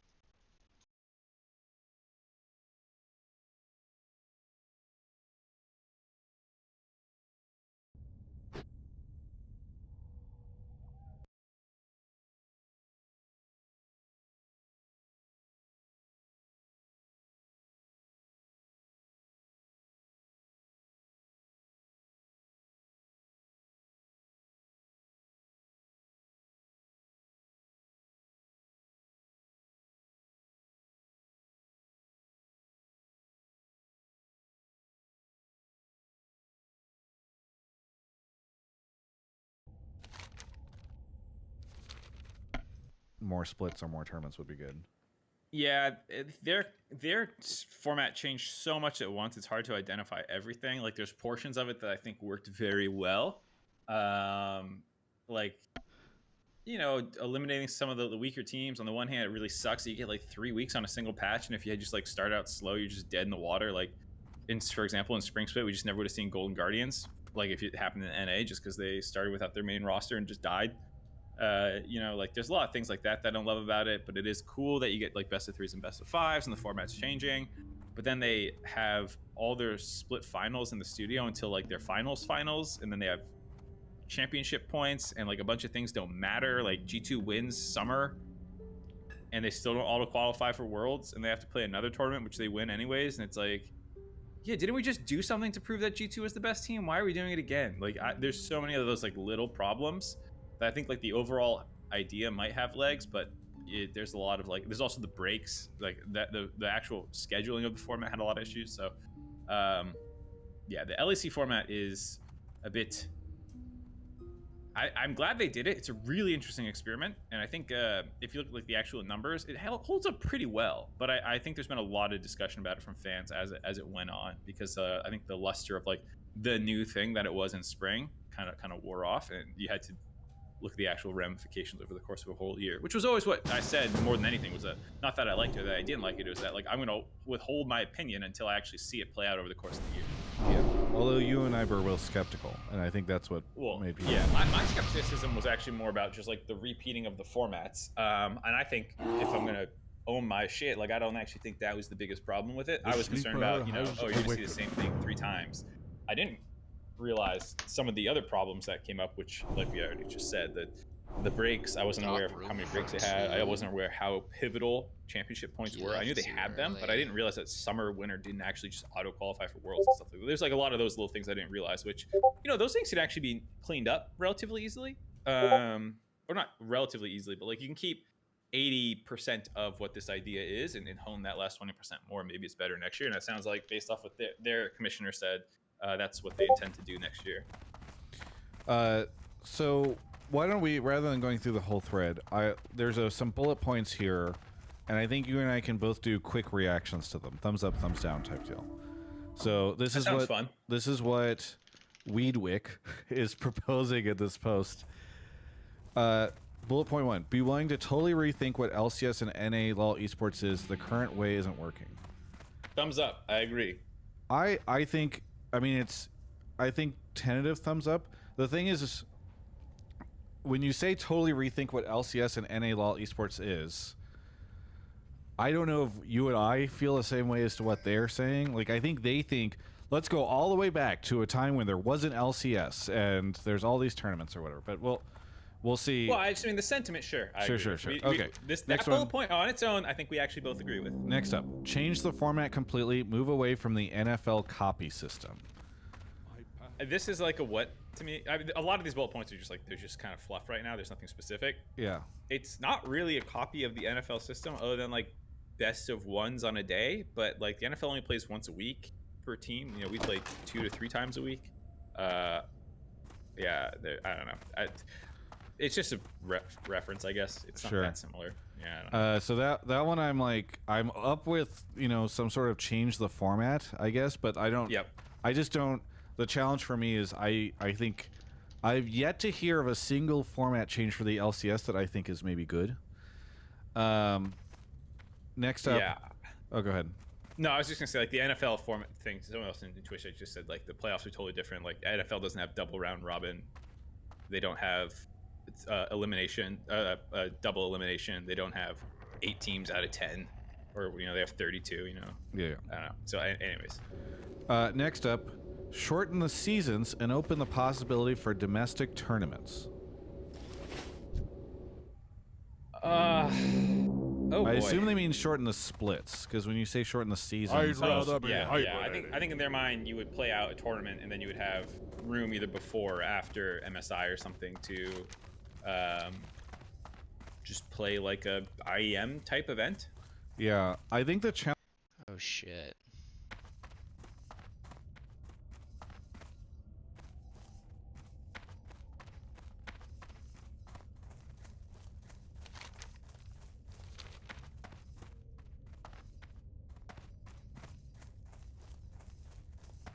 guess I'm doing this. XD. Why they all left when that one guy could have done it with me.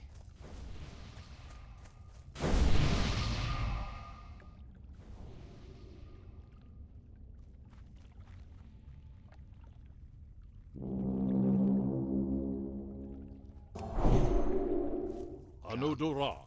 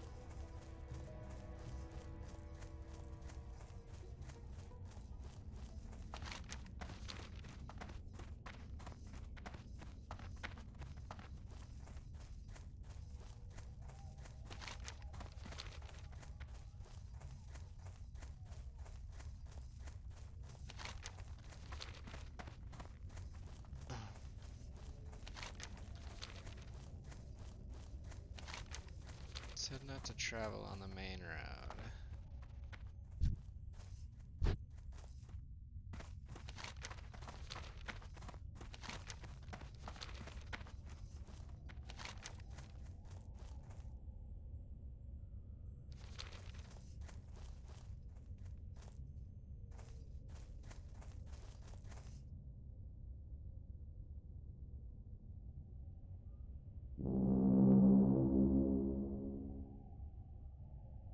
Our time is short.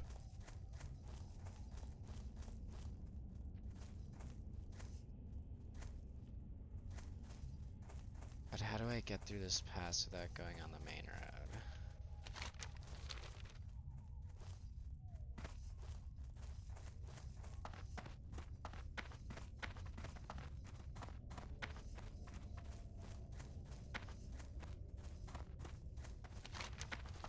Scared.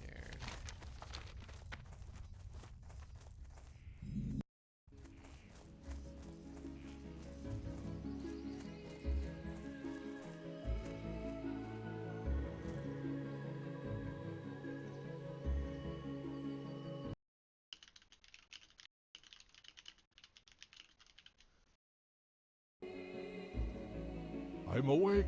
I'm awake. I'm awake. A ways to go.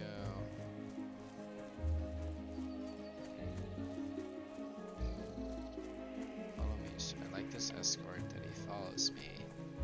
Instead of me following him and him being slow as fuck.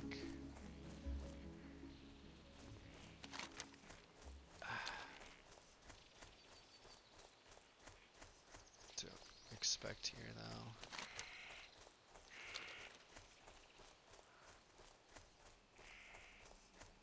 I don't want to get on the road because apparently enemies spawn. I don't know how strong though. And escorts are typically pretty sketchy with spawns. I have a question there.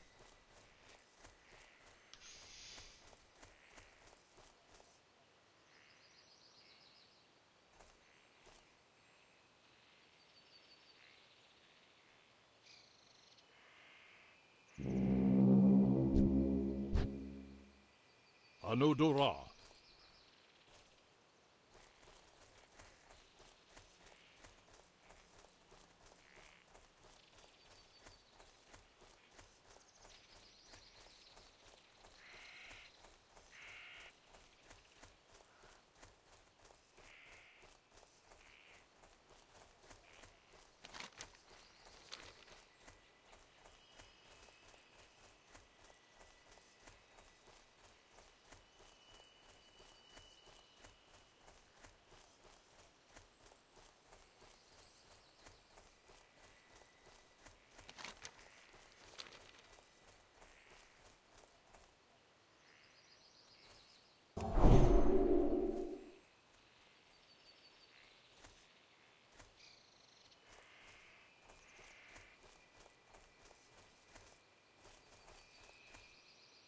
Pretty sure we didn't all need the horn. I was kind of dumb, and that guy failed the quest immediately somehow. My path is clear. Path is clear, bro. We're almost there.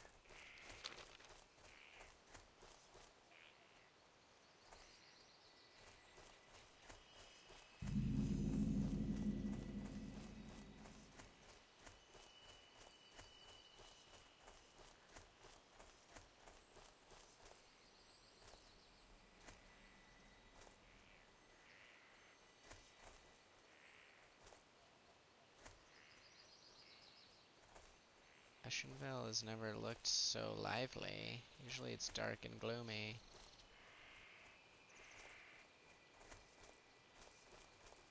Odds he falls asleep before. Okay.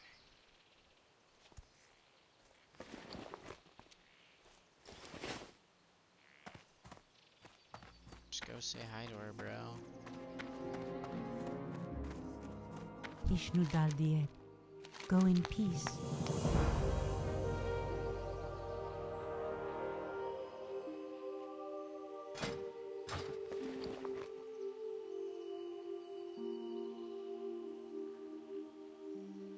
Elune light your path.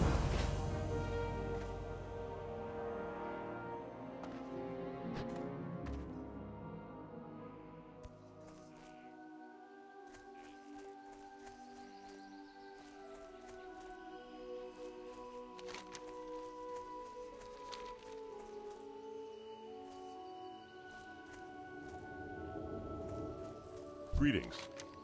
Be careful. Light bless you. Go with honor, friend. What can I do for you? What brings you here? I like Bathurst's hair.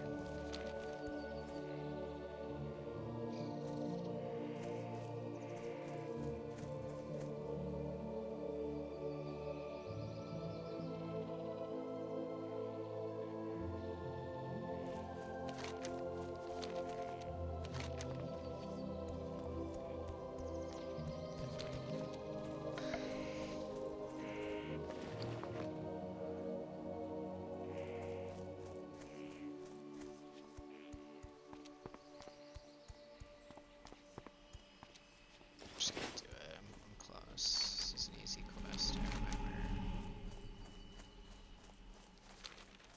God, there's an assassin on the road.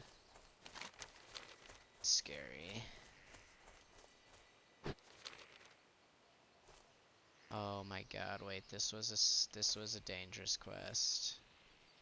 I remember now. These things have void walkers.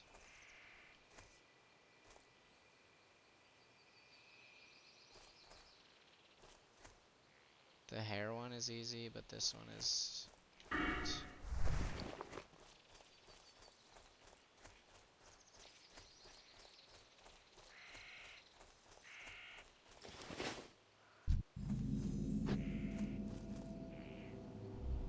Got bros here.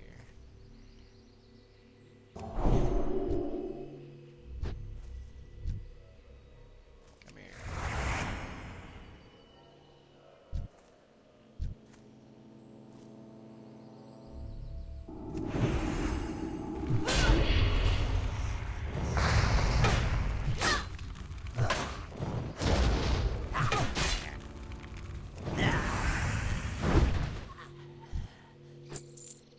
I was really feeling the first try.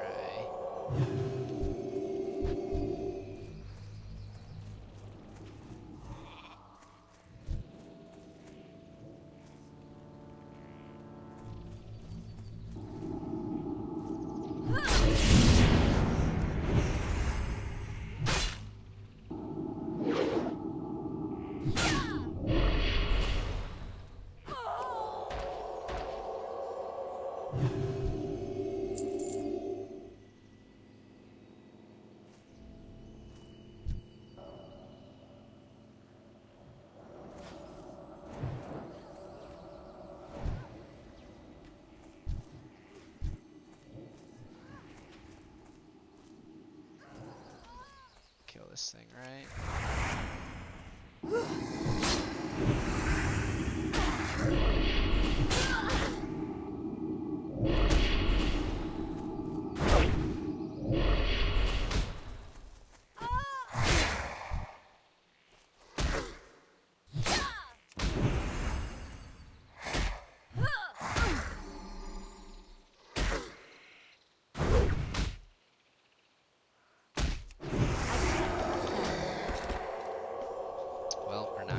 those anymore. Cut. That was incredibly hard.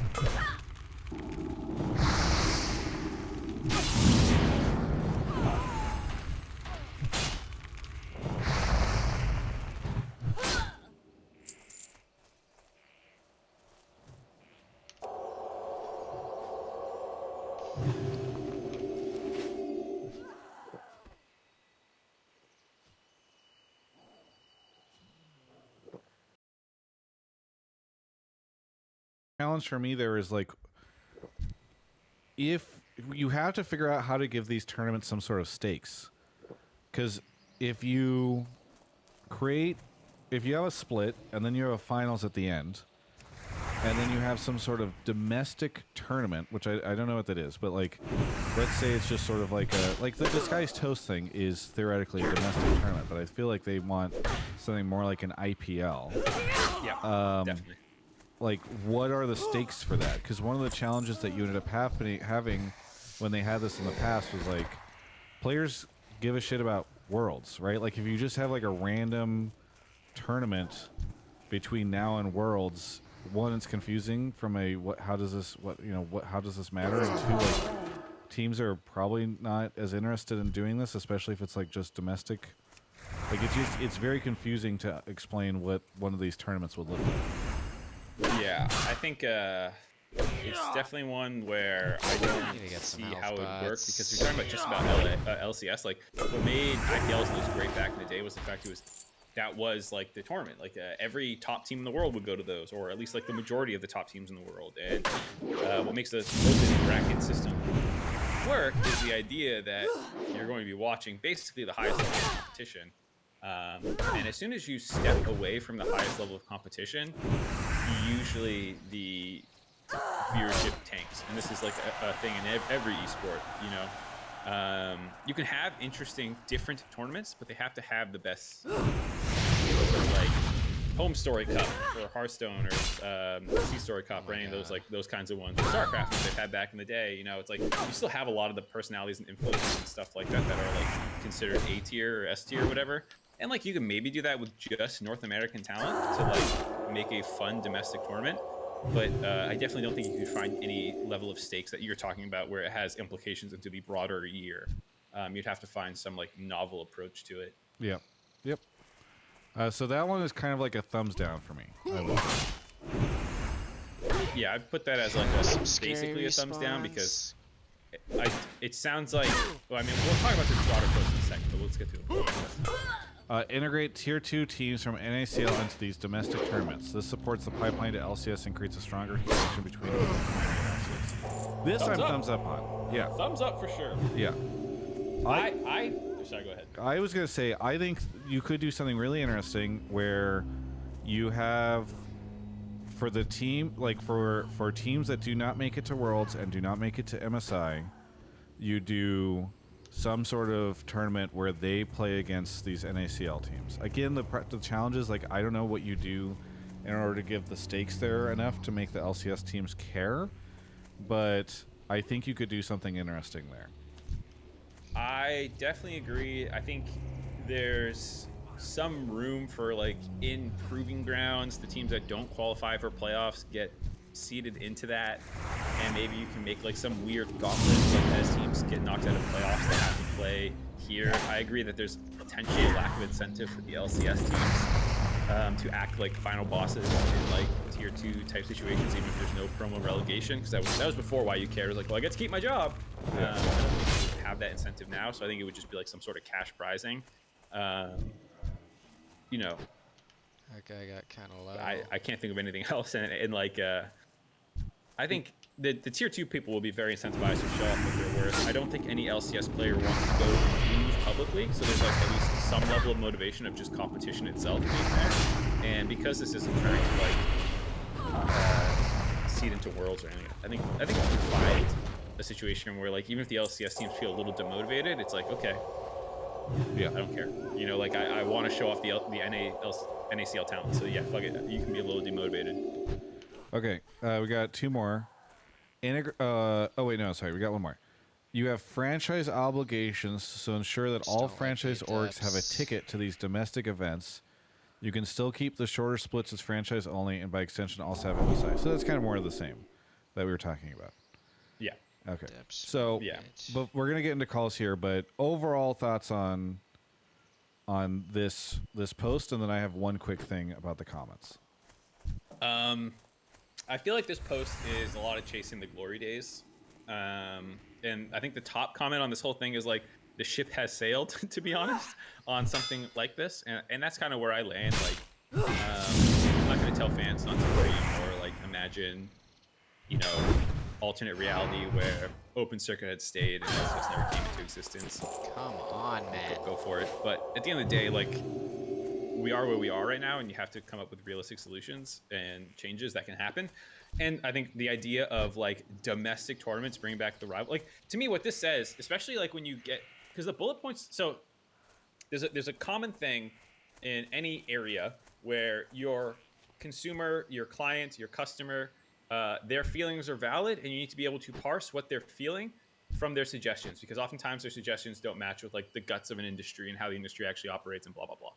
Here, you know, I think this is what matters most. All the constant events where NA teams like TSM, CLG, Dignitas, and Curse would duke it out. Sometimes up-and-coming teams would have upsets, like Turtle, first game prominence. TSM was the dude bro fan favorite. CLG was the arrogant pseudo-intellectual squad.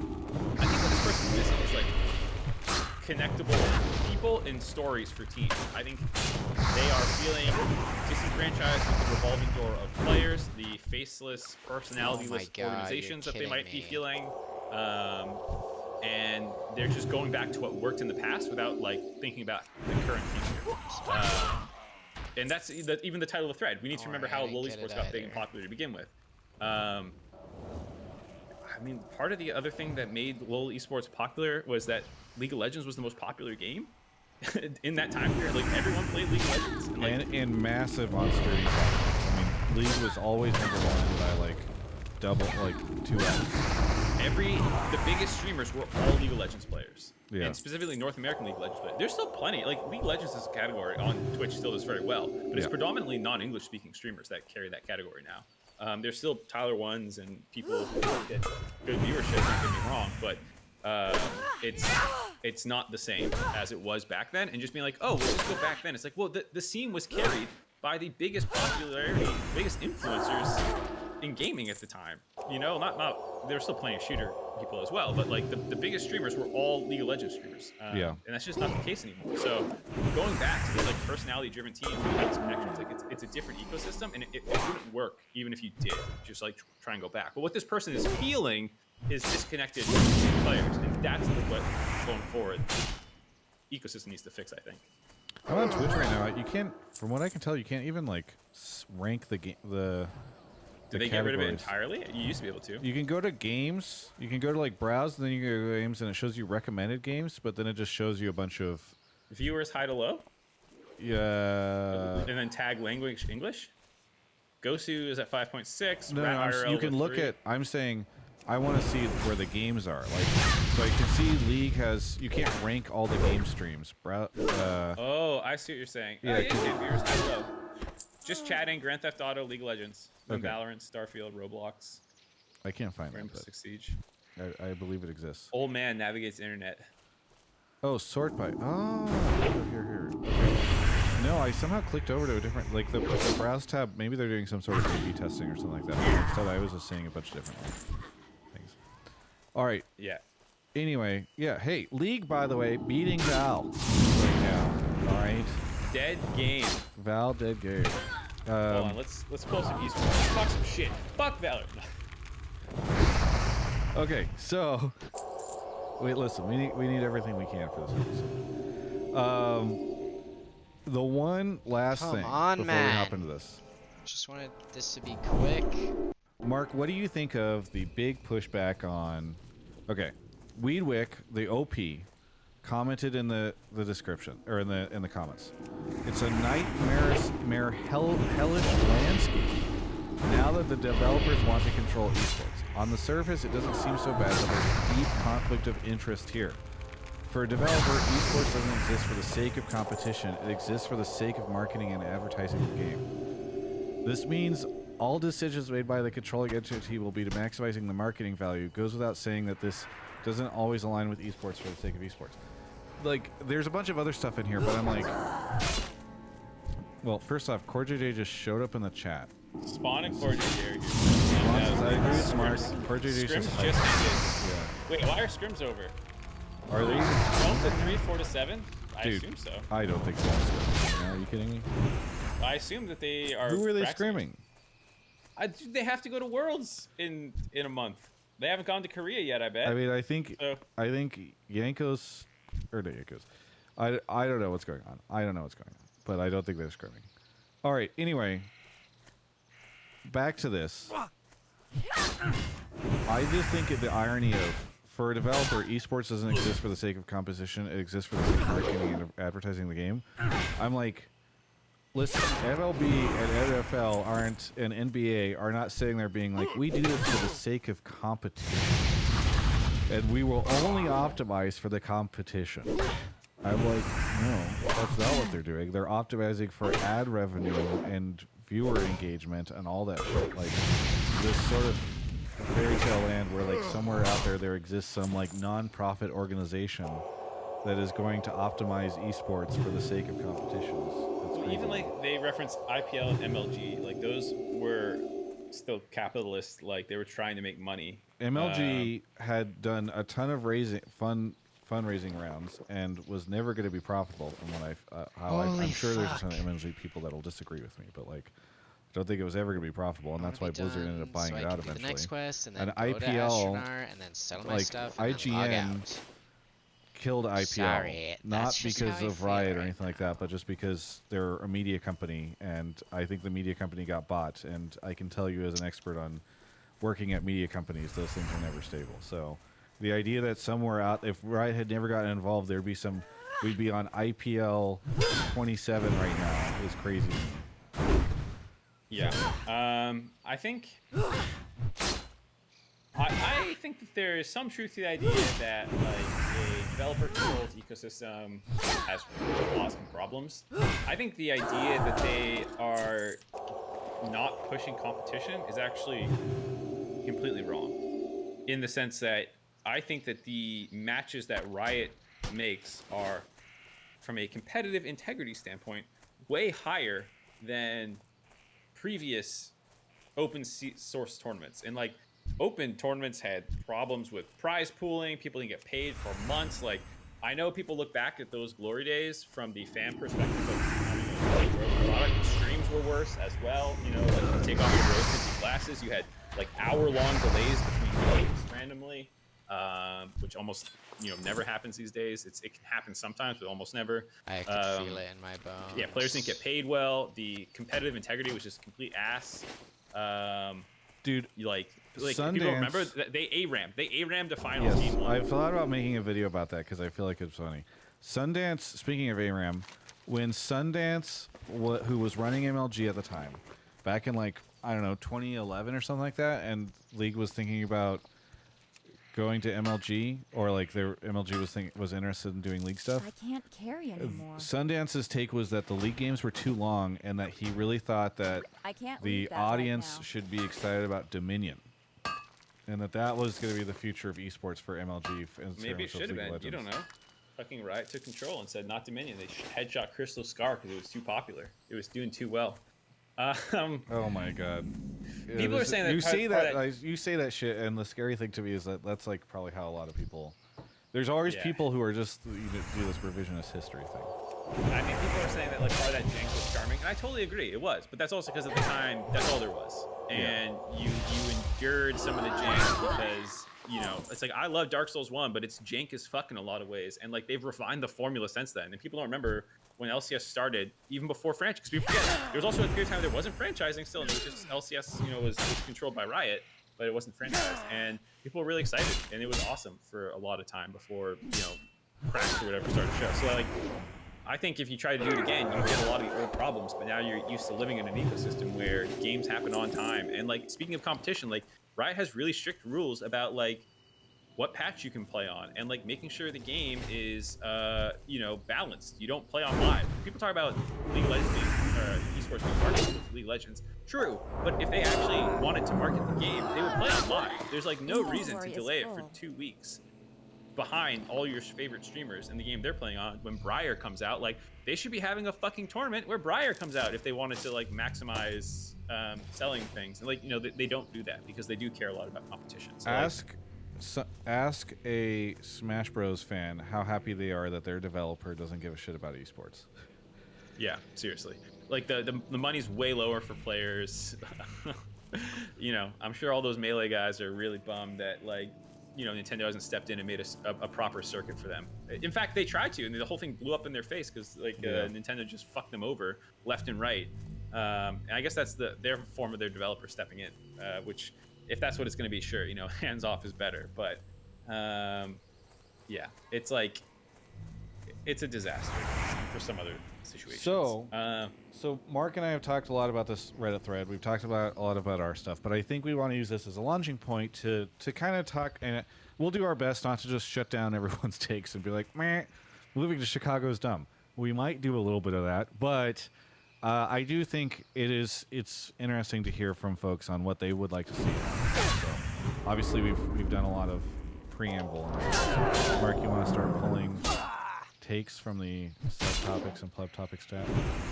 Some ones we can rule out already, I think, because we've talked about them a lot in the past. I don't want David Shynock to come on and talk about how the LCS needs to move to do live events in arenas every 5 days and travel the world, because we just fundamentally disagree on the cost there. I think we don't need to talk about how LCS needs to move to Chicago and everything will be better, or geolocation. We've talked a lot about geolocation previously. Yeah, Papa Smithy says he's clipping this right now for a swear. So true. Anytime you can't, even when we shut him down, he's just like, it's free real estate, and turns it into a TikTok or Twitter. What, you know, any other things that folks want to talk about? Mark, am I forgetting any of the classics? No, I don't know. I'll be looking out. We'll see what pops up. I'm going through the channel right now. Yeah. All right. Give me while Mark is doing that, I will read out some subs.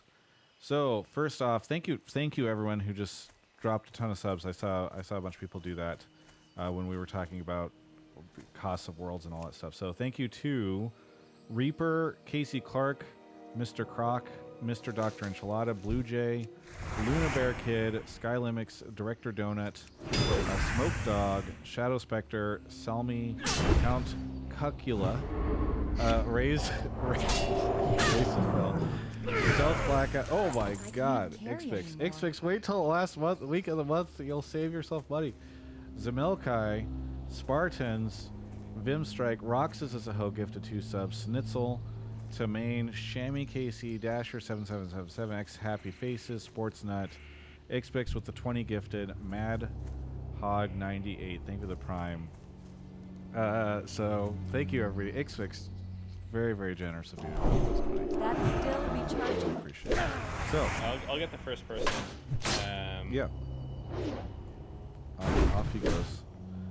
Thank you to everybody who's helping directly helping to offset the impact of worlds on my personal savings account. And listen, when you're in your 30s, you can't be doing too much damage to your personal savings account.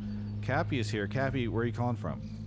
Hey, I'm calling from Fresno, California. Fresno, California. What do you want to talk about on the show? So I think Riot Global should introduce a policy where players can only switch major regions once per every 2 years. They're playing in a minor region, and like NA wants to pull them up, then that's fine, and then they can go switch somewhere else. But if they're playing in a major region, they can only switch regions once, and then they're locked in that region for 2 years. Whether or not they play, that's, you know, up to them, or up to the teams, I guess. But it will make players really think twice before, you know, fucking off and going to a different region for one split. So you've clearly watched the show and listened to it often enough to know exactly how to pull on my heartstrings. But this is the Travis Gabbard caller. I pulled him for you. What I usually try to do in these situations, whenever I think about Riot instituting any policy, is I think about how this could be abused by teams, usually, because that's usually who abuses it. But also sometimes by the players themselves. And I think my concern here is, once you bring a player over here, then you just have them kind of stranded. You know, like they have to.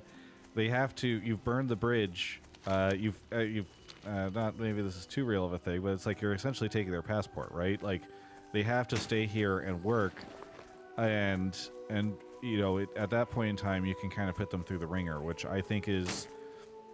I worry that it would give teams too much power in that relationship.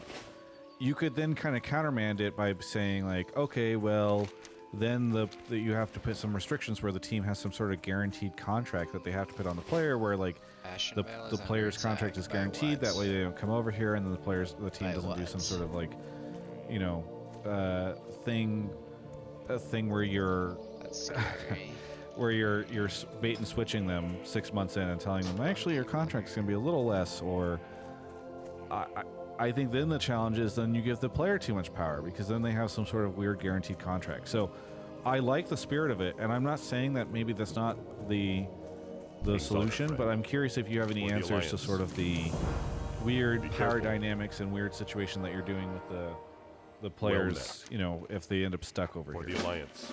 I don't, and I kind of just wanted to put this out into the world because I've been thinking about it a lot. And I know it's not a perfect solution, but I think that both teams, but majority players should have to think twice before they make a commitment to join a different league and then just leave, you know, after a split or two. Yeah. You know, we had on our call, on this call, or maybe it was in the Twitch chat or something like that, but I vaguely recall talking about this with Mark. The idea of like making the you're sort of putting it on the onus on the player, right? Like if the player comes over here, they have to commit. Yes. Mark, go ahead. I was gonna say this is the greatest, I think, call-in take we've ever had. Not you, this other guy. Sorry, your take is good too. But this person's suggestion was the first time a fan said something. I was like, "You are a genius," and it was that the teams have 2 import slots that they assign to a player for 2 years, and if you dump that player still has your import slot for the length of time remaining, so they can go join another team anywhere in North America while they have this North American slot assigned to them, and it only goes back to the team after 2 years. That could have been me on Twitter. I may have DM'd you. Someone also, I swear to God, was on the show talking about it before. Oh, maybe.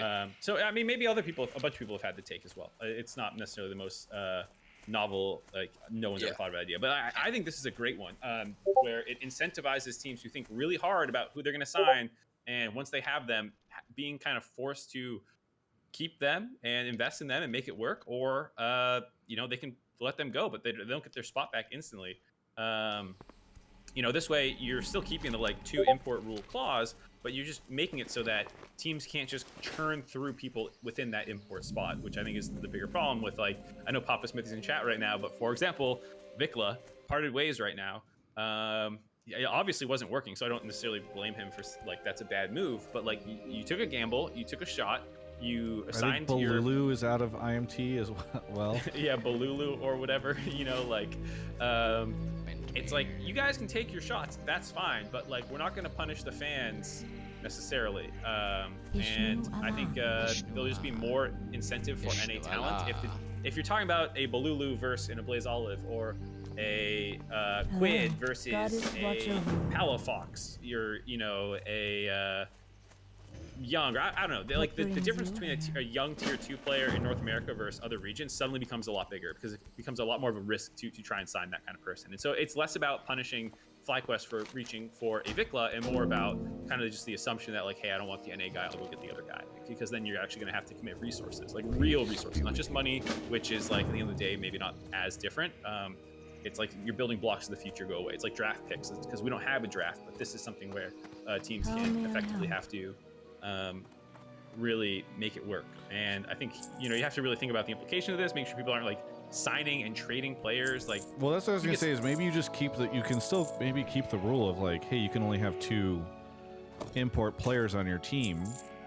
But if FlyQuest wants to bring in another import, maybe they have to trade with another team for one of their import players, right? Vikla goes to another team, and then that allows, you know, if Team Liquid wants to trade Summit or something like that over to.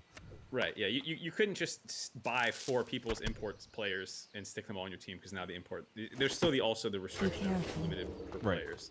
Yeah. Someone in chat says, how does this solve the LCS viewer problems? Well, as Travis has said, and as this post that kicked off this conversation is talking about, is that there's a lack of connection between fans and a lot of the players in the LCS. Because, as Travis has, I don't even fully agree with Travis that this is the biggest problem, but it is definitely one where there is a high rate of player turnover, not just in terms of this player is now on this team, but also this player is now out of the league. Perks, Alfari, Vikla is the latest one of these kinds of like import players who show up for a year, maybe don't achieve everything that they had in mind, and then they leave. And the fans are left with like, why Takui? But I cared about him. He had an incredible story. He's gone now. Okay, I guess that's fine. Whippo, Inspired, sure. Like you can, like there's an endless slew of these names. It's not that there's anything wrong with any of these players, but it's really hard to ask an NA fan year after year after year after year to like learn a new person's story, decide that you care about this person, and then watch them walk out the fucking door every year. And so this would be a way to protect against that by trying to limit the amount of churn that can happen from non-domestic talent, because at least domestic talent stays in your ecosystem. Yeah, I think that I really like the system. I mean, I think one of the biggest things that Riot should do is address this, and I don't, quite frankly, I still don't know if they know that it's an issue, and I don't know how they don't know that. But it's just maybe a level of business. Cappy, thanks so much for the call. Anything that you want to shout out before we go on to the next caller? Cappy, yeah. Thank both of you guys. Shout out to both of you guys for putting out amazing content. I've been watching for a long time. Yeah, I really, really enjoy you guys. I appreciate it. Yeah. And shout out to Golden Blue. You know, congrats on be with you. Winning May the title. stars It may be tier 2, but I'm still super happy for him. Goddess and shout out to Alienware. They have some amazing deals right now. Just really checking them out, and they have amazing deals. Yeah, last but not least, shout out to the TV show Shoresy. Everyone should go watch that. All okay, right. Very good. Thank you. See you guys. Catch you later. All right. I think we do another call before we take a break. Mark is already grabbing them, so thank you to let's see, Madhog98, Renz LOL, Eben Crux, and Sovereign Khan. Caller, welcome to the show. What's your name and where are you calling from? What brings you here? My name's Spencer. I'm calling from Denver, Colorado. Denver, Colorado. And what do you want to talk about on the show? I want to talk about a problem and then what I think the potential solution is. So I think that a lot of viewer burnout in LCS takes place because of the fact that we are the 3rd or 4th place region competitively. NA T-Sports fans are used to their teams being the best in the world, even though that's not always the case we think it is.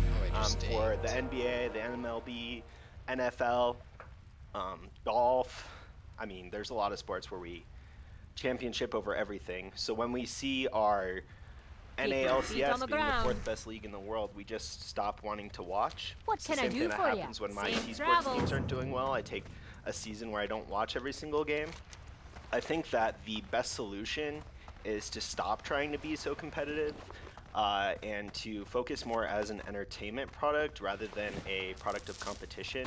So I want to take Spring Split, which doesn't even matter, off, and have teams do interesting matches, whether it's like Nemesis Draft, or their owner has to come play support, or they get up from their keyboards when they're dead and they walk over and mess around with their opponents. Just do something interesting for me in spring so I can watch LCS as an entertainment product. If I wanted to watch competitive League of Legends, I would watch LCK VODs. Huh. All right, I will let Mark dive in on this while I turn up the AC, because I think Kobe turned it down. I'll be right back. Travis dodging this take. I will answer. So there's part of this I agree with and part I don't. I think it's true that North America is not the shining jewel of League of Legends gameplay. That quest. And I think if you are trying to make your identity, hey, we're the best region in the world, come watch us, that doesn't really work. I've seen, you know, obviously like LCK has insane viewership. Not because I think that they make a drastically better product, though I think, you know, they do have really cool stuff with their like intros, and I like how they have like just like a shitload of people on their prediction graphics. They do some cool stuff. I don't want to say it's like not good, but my point is just like it's not the content that makes that like one of the most watched broadcasts, and like T1 having fuckloads of like they're the most viewed team in the world. You know, it's not the broadcast that's doing that, it's the players in the team and the quality of gameplay and the region as a whole. You know, it's like the fact that they are in this ecosystem that makes them so interesting to watch. And you don't have a faker corollary in NA. It was like it was kind of Bjergsen, you know, not to say that skill level wise, like hey, he was the best in the region and blah blah blah. But point is, I agree that like having something else to hang your hat on other than we represent the pinnacle of League of Legends is good, but I don't think you can go standing full up clown fiesta, because people still enjoy a semblance of competition even if they know they're not watching the best in the world. I know that might not be your take, Super Spender, but I do think there are a lot of North American fans who still want to watch their region, and they would be very put off by only games that don't matter for fun. Here's where I'll leave the competitive for summer is what I'm saying. But sorry. Yeah, I hear that, but I'm saying like a lot of people will just not watch spring then, because they'll go, yeah, this doesn't matter. You're telling me it doesn't matter? Great, I won't watch. And I don't know if they'll even watch summer, because if you've just taught them that like there's just a bunch of goofy shit happening, because like spring is a long time, right? You're talking about like I assume you would not have a team go to MSI. I think you could start at spring playoffs, do like what essentially lock-in used to be, just do a bracket straight up, pick a team for MSI based on that. You don't need the full split. And then from MSI, you go into summer where it's more competitive. But like, I don't care about MSI either. We send one team and they don't do well. I mean, the idea that spring doesn't matter is like, I don't even agree with that, to be honest. It's your highest viewership split. Spring in every single region in the world is the most watched. It's higher than summer, because it is the start of a new season. It's all these teams first time playing together. There are a ton of storylines. There's a ton of things that people come in excited for a year of League of Legends. And if you started off on the wrong foot, that's not a good idea. I think, you know, you can try and make things more fun to lean into the fact that it is a new format, or it's a new, you know, here are the new items or something. You can only play new champs. Or like, I don't know. You could incorporate fun things, but it couldn't become the whole identity of the broadcast, because a lot of people still think spring matters. And like MSI is still interesting. MSI had millions of viewers. Like it's, you know, something that I think players want to compete in. The players themselves, like you have to think about the entire ecosystem, not just like if a fan would like it. Because even if you're right that fans would love this, players would not be excited to just like fucking not play the competitive thing that they need to play before they go onto MSI. You know, like I don't think they want to do troll matches. Two things here. One, yeah, I don't think you can just do a bunch of troll matches the whole time. I do think there are some arguments we had that maybe you could have a shorter spring split. You start spring split later, It doesn't start in like the beginning of January, because I do think that the LCS season is maybe a little too long. But I think you could start it a little later. I like lock-in. I think there's a world where you do something that's a little bit more in line with this disguised toast thing, where you have some sort, like lock-in instead of just being lock-in is actually some sort of streamer influencer-led event. Like let Ludwig, let disguised toast, let, you know, back in the day it would be Tyler One, though he's somewhat persona non grata these days, but let them have some sort of streaming. Sorry, everything cat feeder okay went off. work? You're good. Cat feeder went off. It's done. Let them do some sort of fun thing, because here's the thing: all these teams have to get 20,000 visas anyway. Those all get delayed. And that was one thing I think Lock-in was pretty good at, was like dealing with the visa delays, and then kick the tournament, kick LCS off for real in like the middle of February. So I like the idea of doing the tournament thing, the like sort of more entertainment stuff in spring. The other thing I will push back on, Mark kind of pushed back off on the idea that spring doesn't matter. I'm going to push back on the idea that like we lose viewers because we don't perform well internationally. And I think that you can 100% say more people would watch LCS if we were winning all the time. But I do think that like Riot has already designed an international system that is fairly irrelevant to North American viewers. Last year we had, for the first time, in years and years and years, an international event or international tournament that was at a time where North American viewers could watch it. My goods are of the like this year, we're back to times where North American viewers can't watch. I think that the North American viewers that want to watch these tournaments are already watching for LCK and LPL, because they're already carrying and watching LCK LPL stuff. And I think that like we are like this sort of idea of like, oh yeah, you know, we're catering too much to the idea that like LCS is competitive, and we're leading too far into that. Like I think that ship has already sailed. People know LCS is not competitive. The tournaments happen at times where people can't watch them. The people that do watch it are already the hardcore people that are going to watch it no matter what. Like I really just don't buy it. And I get that like there's 5% of the audience that sits there in the comments or in Twitch chat right now and goes, I fucking care. Yeah, I just don't think like they're representative of the average LCS viewer. Like the average like the people on our Twitch chat and YouTube comments are way more likely to be up at 2 a.m.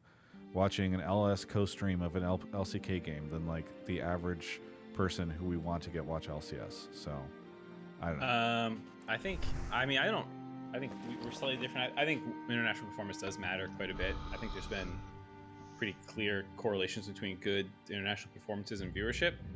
But I also think it's like not something you can rely on, or it's not something that's under your control. And like you need to be able to find a product that people are happy to watch, regardless of what your teams are doing internationally. Are you talking about LEC? Well, I think LEC, but then also like there's a player base plus success question that, you know, like I don't know the answer to, but like, hey, what do you know? The best teams, the best regions in the world are the most watched. Huh, weird. You know, like, and there's a pretty clear ranking of, you know, how good people are doing internationally. Or the best player regions of the world have the most players. Who would have thought? Yeah, that's what I said. There's a bit of a push and pull there, but I also don't think that it's, you know, purely I agree that we would potentially have more people watching the LCS if we performed better there. I think you get more international viewers when your league's doing better for sure.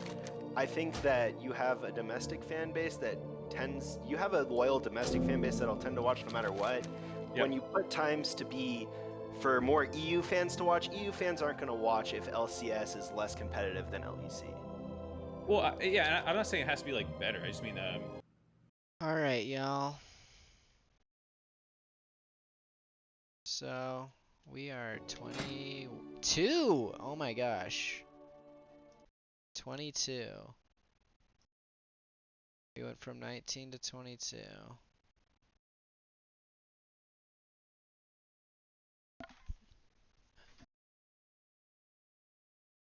checking in my old videos to see where we were at this point. Hi.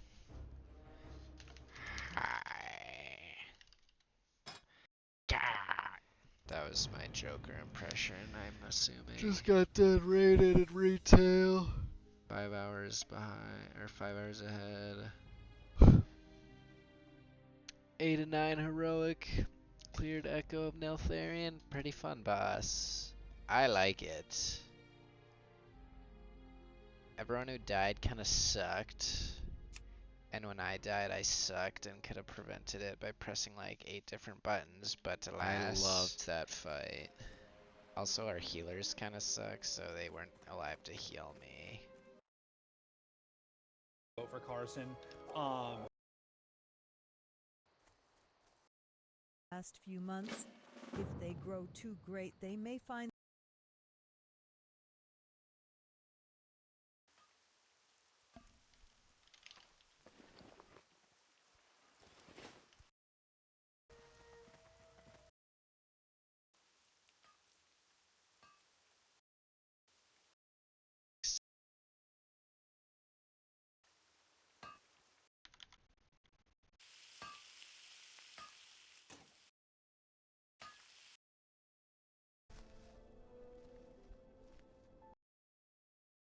rumors of an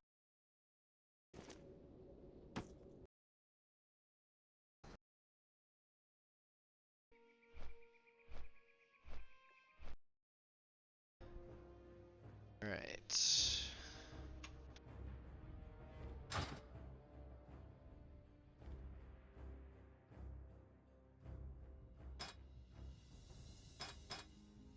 On today's agenda, we have big plans, big plans. Also, I think my video that got like copyrighted or something. Alright, well, I'm not gonna make you just sit here, so 22, we could do these quests, but also Wailing Caverns coming up. Wailing Caverns.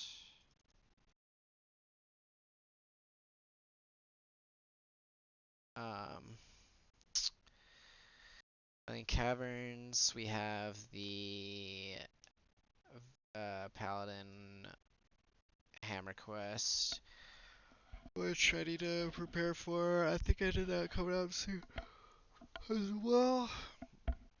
So, I'm gonna end the stream here. Next time I might just do these quests real quick.